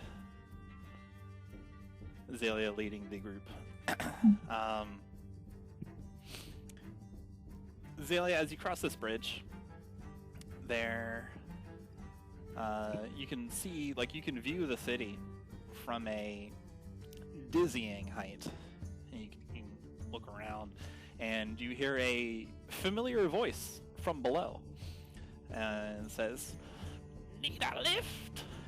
And who ascends into view on top of a moving platform is Yae Vasarako. She waves a talon as the lift attaches itself. Xalia points at her. Is next to the bridge, and she's maybe 60 feet away from you guys now. She waves the talon at you, and there she is in all her Aarakocran glory. Xalia, as you point at her, she's got her usual getup, so like her feathers. Oh, here, let me get her there. So her feathers like this kind of blend of hawk and kestrel. She's got... Oh no, where did I put her? There she is. Bloop. She got this breezy blue robe on. She's got her rapier on one hip and a talon resting on the other. She kind of raises into view like a superhero. And she beckons you aboard this broad circular platform. The platform that she's standing on is violet and silver. There's a control panel at each intercardinal, and in the middle is Captain of the Doomstriders, Yae Vasarako. Okay, this is gonna hop on. Alright. Zoaz follows suit. As will Twig. How very serendipitous. We were just looking for you. And Makayla will say as she, I guess, gets on.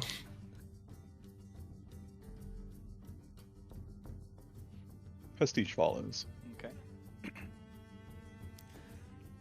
She waves you all on. Come.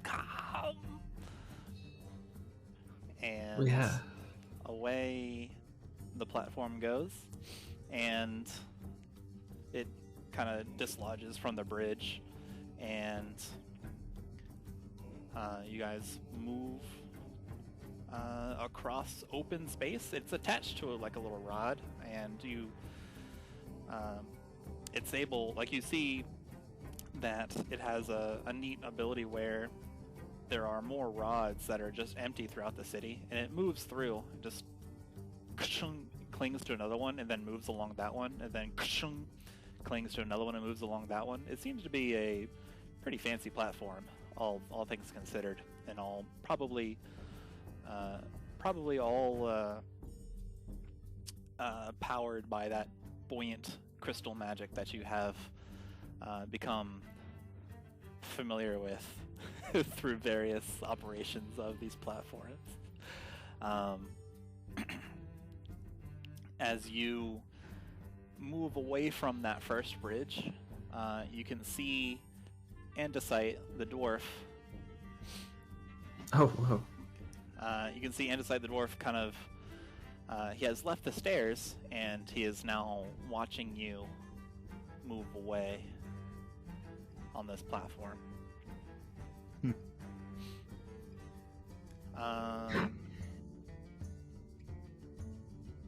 Let's see, who has the highest passive? I'm pretty sure it's Chuman. What's everyone's passive perception? That would be Cracks knuckles. 17. Zoaz is 0 or 10.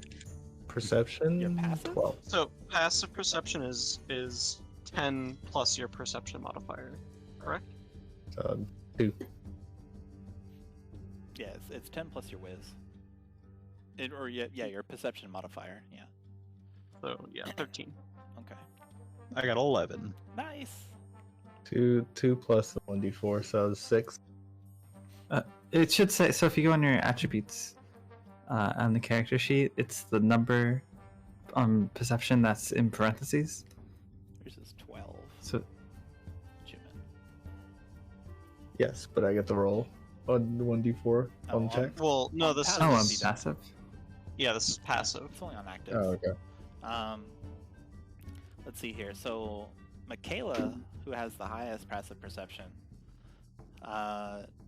you can see out of the corner, like in your peripherals, you can see like Andesite move on the bridge, and you can see kind of like just him extend a hand out towards you guys, and then kind of close it and shake his head, and then he'll go back down, and he moves out of sight.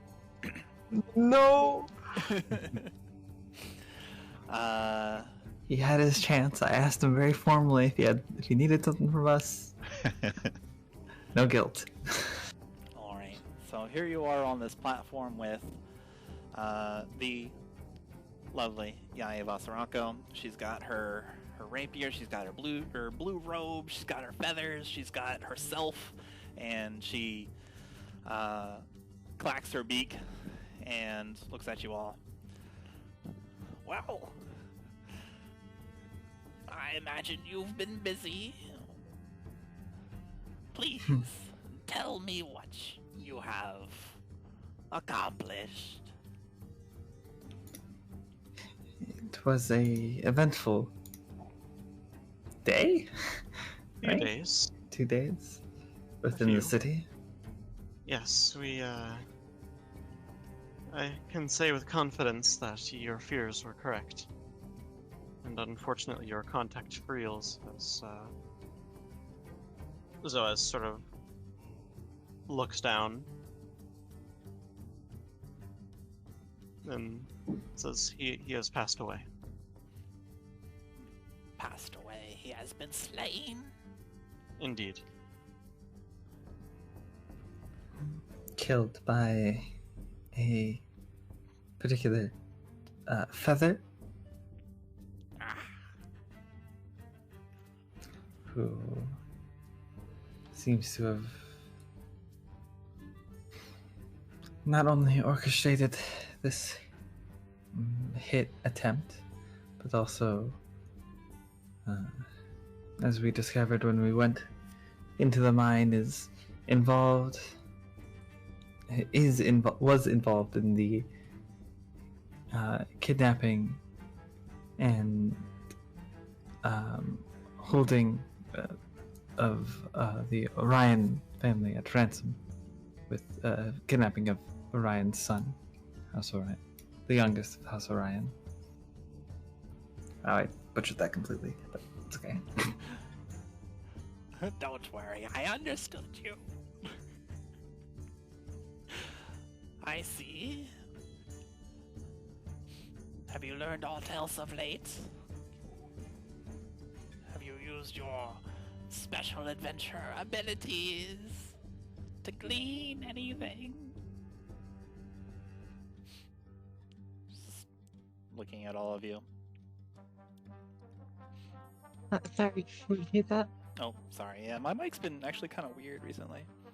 Have you learned aught else as of late? Have you used your special abilities?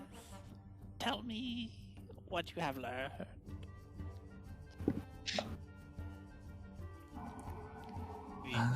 There is a chance that an organization known as the Dusk Archive is involved.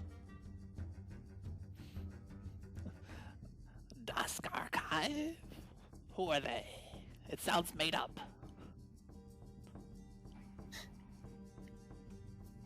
Zoaz sort of grumbles and shrugs and says, I have heard of them before, but not much. They claim to be of a research institution. It is frankly not quite a strong lead. According to Khorzaire, they are the ones who were forcing him to continue digging in the mine. Oh. Anything else Khorzaire said? Does he seem to know much about the Dusk Archive? Did you find out who exactly the kidnapper was? We're still searching for that. We have a basic description that it was a large figure, but not too much more than that. And Khorzaire himself didn't seem to know too much about the Dust Archive. I see. A large figure. That might... She kind of like moves. She kind of like stamps, like shifts her weight from one side to another. We also found this, and Makayla produces like the crystal, the broken crystal, attached to the young Orion child, and believe it to be, well, no concrete evidence, but I believe it to be of a Sparker design.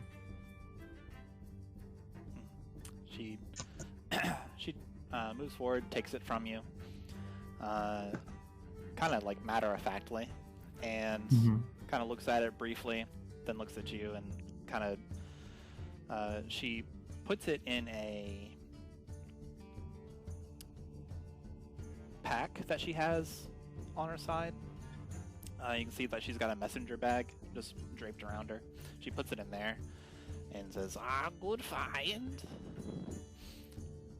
How did you come across it? Did you use any of your magic? He looks all around you. At each of you, I mean.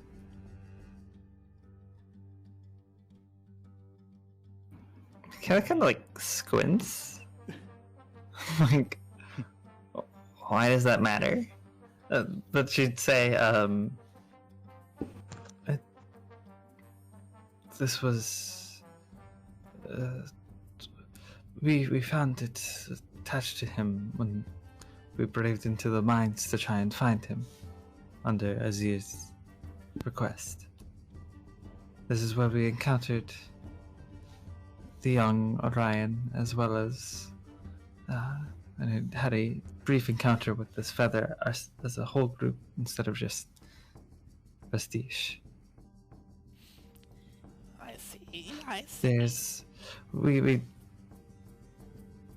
while we only found the one child, we could very easily have more. There could very easily be more down there, like him, trapped and attached to whatever that was. If that's the case, that definitely does not bode well. Thank you. And she turns away from you and gestures her wings wide open. I and my Doomstriders will take care of this city. I will take you to the entrance. Thank you for your service.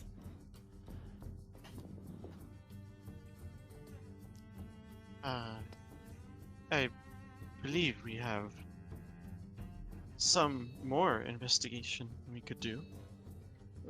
Another person to contact. Oh, who might that be?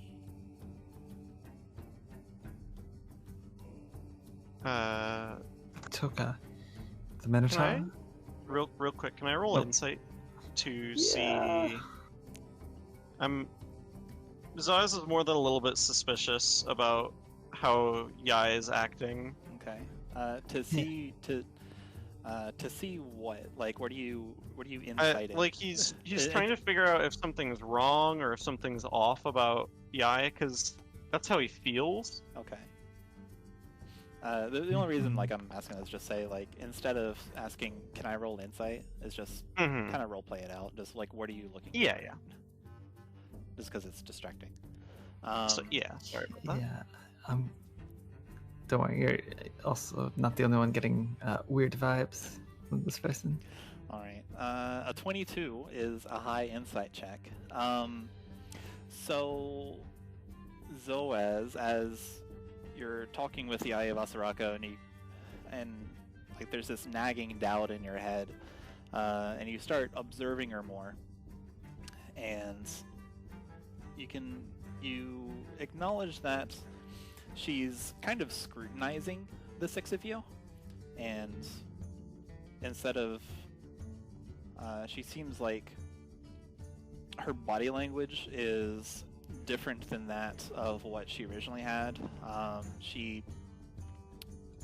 It's like she's on a stage and she's acting out certain things, but she's also paying a heavy amount of attention to all of you, trying to it's like she's investigating, but so maybe there's some tension on her side as well, like who are these people? But if that is indeed Yae, then it would only make sense that she would be asking these questions, asking these questions of herself, because she's not entirely familiar with you. And yeah, so like she's got wide gestures as if she's on a stage. She's paying a lot of attention to each of you's persons, and very noticeably, her manner of speaking is different. She doesn't squawk at the end of each sentence. She doesn't have any verbal tics that she did, and when she initially introduced herself. And Pastiche, what's this roll? I was just rolling to see how much of that Pastiche notices. Okay, and then Pastiche, you also notice this, but also Pastiche, since you rolled a natural 20, you also realize that Yae Vasarako doesn't own a rapier. She has a double-bladed scimitar, and it was a very specific and fancy-looking one, and that's not what she has with her today. Real quick. And by real quick, I mean I'm going to take an action. Zoaz is going to tap his staff twice on the platform, and then he's going to cast Dispel Magic on Yaya Vasarako. Okay. In air quotes. Oh shit. In air quotes? Uh-huh. Alright. Well, cool. One moment. Yeah? This is great because Chuman doesn't know this character. So he's just like, I don't know what's happening here and I don't like this character.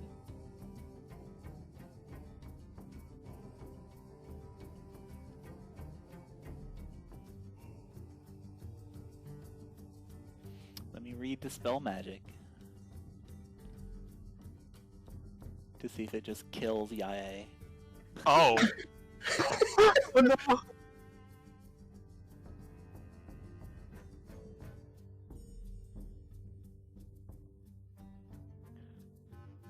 Feature of Yaya Vasarako dies when Dispel Magic is cast.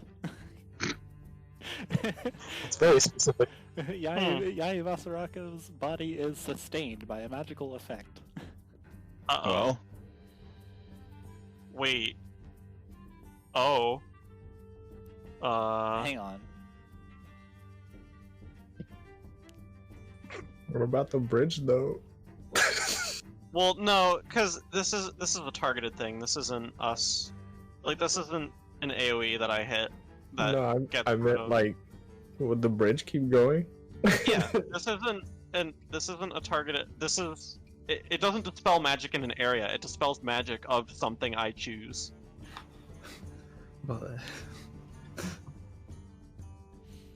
yeah. Okay. And sorry for the delay. You blindsided me with Dispel Magic. Yeah, I kind of figured.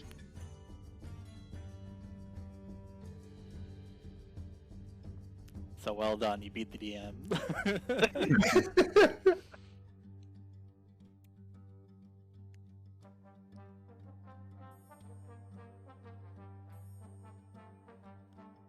Cover for 99% of the options, but that 1%.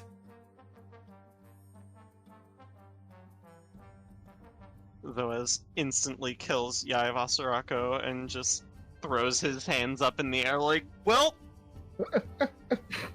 Oops. On to the next goal. Okay.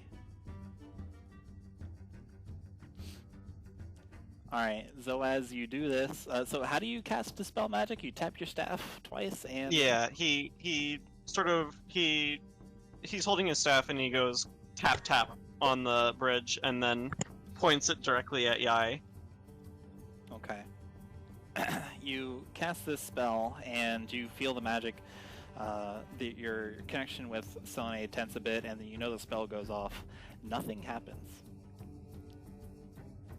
And except for Yai looking at you for a quizzical moment. Yes? Why are you pointing at me? Zoaz is fully taken aback. Is everything alright, Zoaz?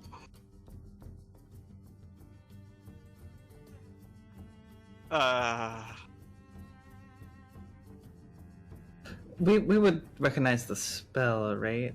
Like we could tell that it was like cast and everything. It wasn't like With an Arcana check, you can. okay. Yeah, like I think you can Sure. tell that Zoaz is casting a spell, but Alright, I can tell Zoaz is casting a spell. Alright, cool.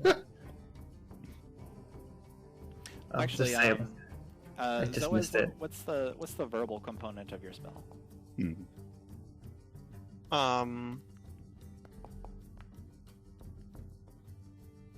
By Selene, I reject. Okay. So Pastiche and Xalia, you can ascertain that Zoaz is casting Dispel Magic. Everyone else can only tell that Zoaz is casting a spell. Hmm. But you hear him say by his verbal component, Mhm. and you can draw your own conclusions. I only made you roll Arcana because that's what you have to do if an enemy was casting a spell, and Makes sense. Sure, fair enough. Alright, Xalia's gonna be stupid. Uh-oh. Oh. I'm ready for it. What if we silent image just superimpose Feather over Yaya? Oh. And you're just and you're just consistently moving it. Yeah. All right, I dig it. What? Sure. How does Xalia exactly cast Silent Image? I forget actually. She's mostly quiet. Like she's verbal component is Xalia. Hissing, kinda. Xalia noises. Yeah. I get it. Yeah. And then hand out maybe some finger snaps now and then. Jazz hands, just for the effect. Mhm. Xalia's a great character. I'm gonna have to like. I feel like I guess that's gonna be like a wisdom roll, just to. Nope, Makayla's confused. She's thrown off guard by all this. All right. Okay, but She's yeah, old. This is just like, is she able to like pick up that what they're trying to do? Superimposed over Yae Vasarako is an image of Feather, as you have seen her. Okay. I'm imagining this image appears right after Zoaz casts his spell, yeah? Yeah. Okay. No, this is important. In the description, it says physical interaction with the image reveals it to be an illusion because things can pass through it. Does that mean we can still see Yae? Yeah, because it's superimposed on Yae, correct? Yeah.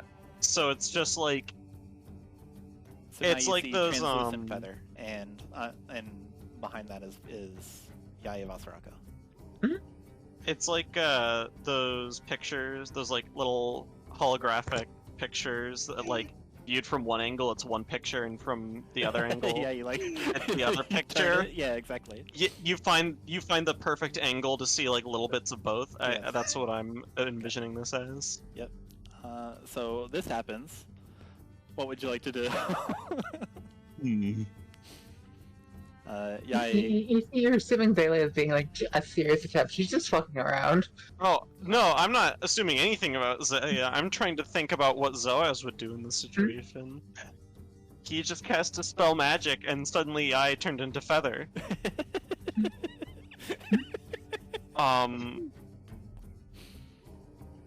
Pastiche is going to approach this bizarre amalgamation, get right up in her personal space, She takes and a step stare back. into her eyes. Okay. She takes a step back and kind of like draws one of her arms across her across her body, as if she's ready. She's startled a bit, like and what's the intent?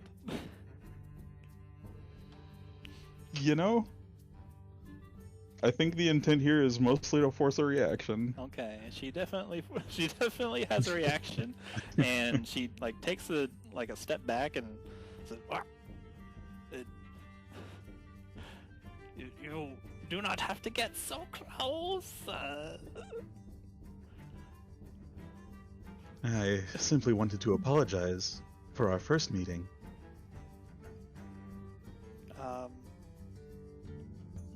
There's still the Feather image superimposed. Oh. Yeah, the feather moves when she takes a step back. Yae Vasarako clears her throat and all is forgiven. Do not worry. It is in the past like water off of a bird's feathers.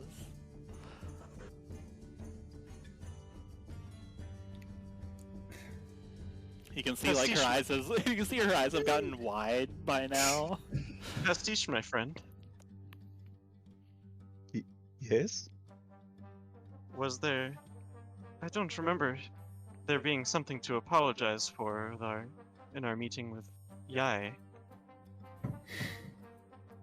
Well, I said she was paranoid.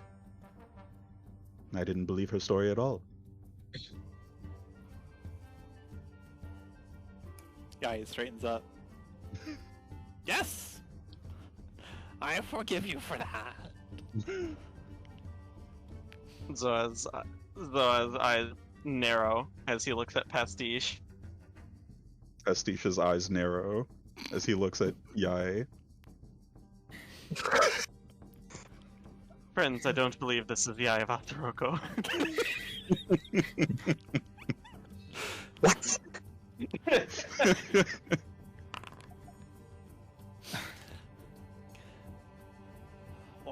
What makes you say that? I am definitely Vasarako. And she takes another step back, like as if like this group of adventurers that she has hired is now turning on her. Twig? Your reward is at the barracks. I will That's give it to you when we arrive.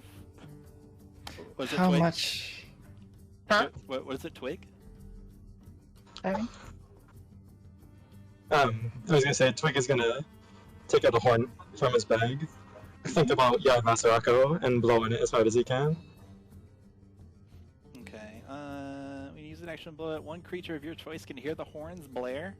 All right. So when you do this, Twig, nothing happens, and yeah, continues to talk and take a step back as she's looking around.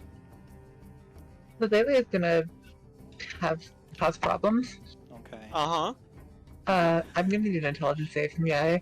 Alright, Yai is going to make an intelligence save. I don't think that is doing anything.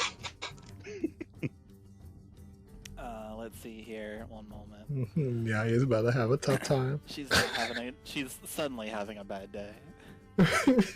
I really cannot tell if this is actually Yai or... Well, okay, it's definitely like not Yai at this point, but it's definitely like Alright, she rolls Well, a 6. It's certainly not the Yai we met. Yeah. Roll the what? Sorry. She rolls a 6 plus 2. All right. She's going to definitely think that we all absolutely see straight through her, and we know exactly who she is. Okay. Yai, having this thought, this image of 6 adventurers and an owl, all hounding her down and threatening to expose her secrets, she kind of shrieks out and just takes another step back. No, stop! Back, all of you!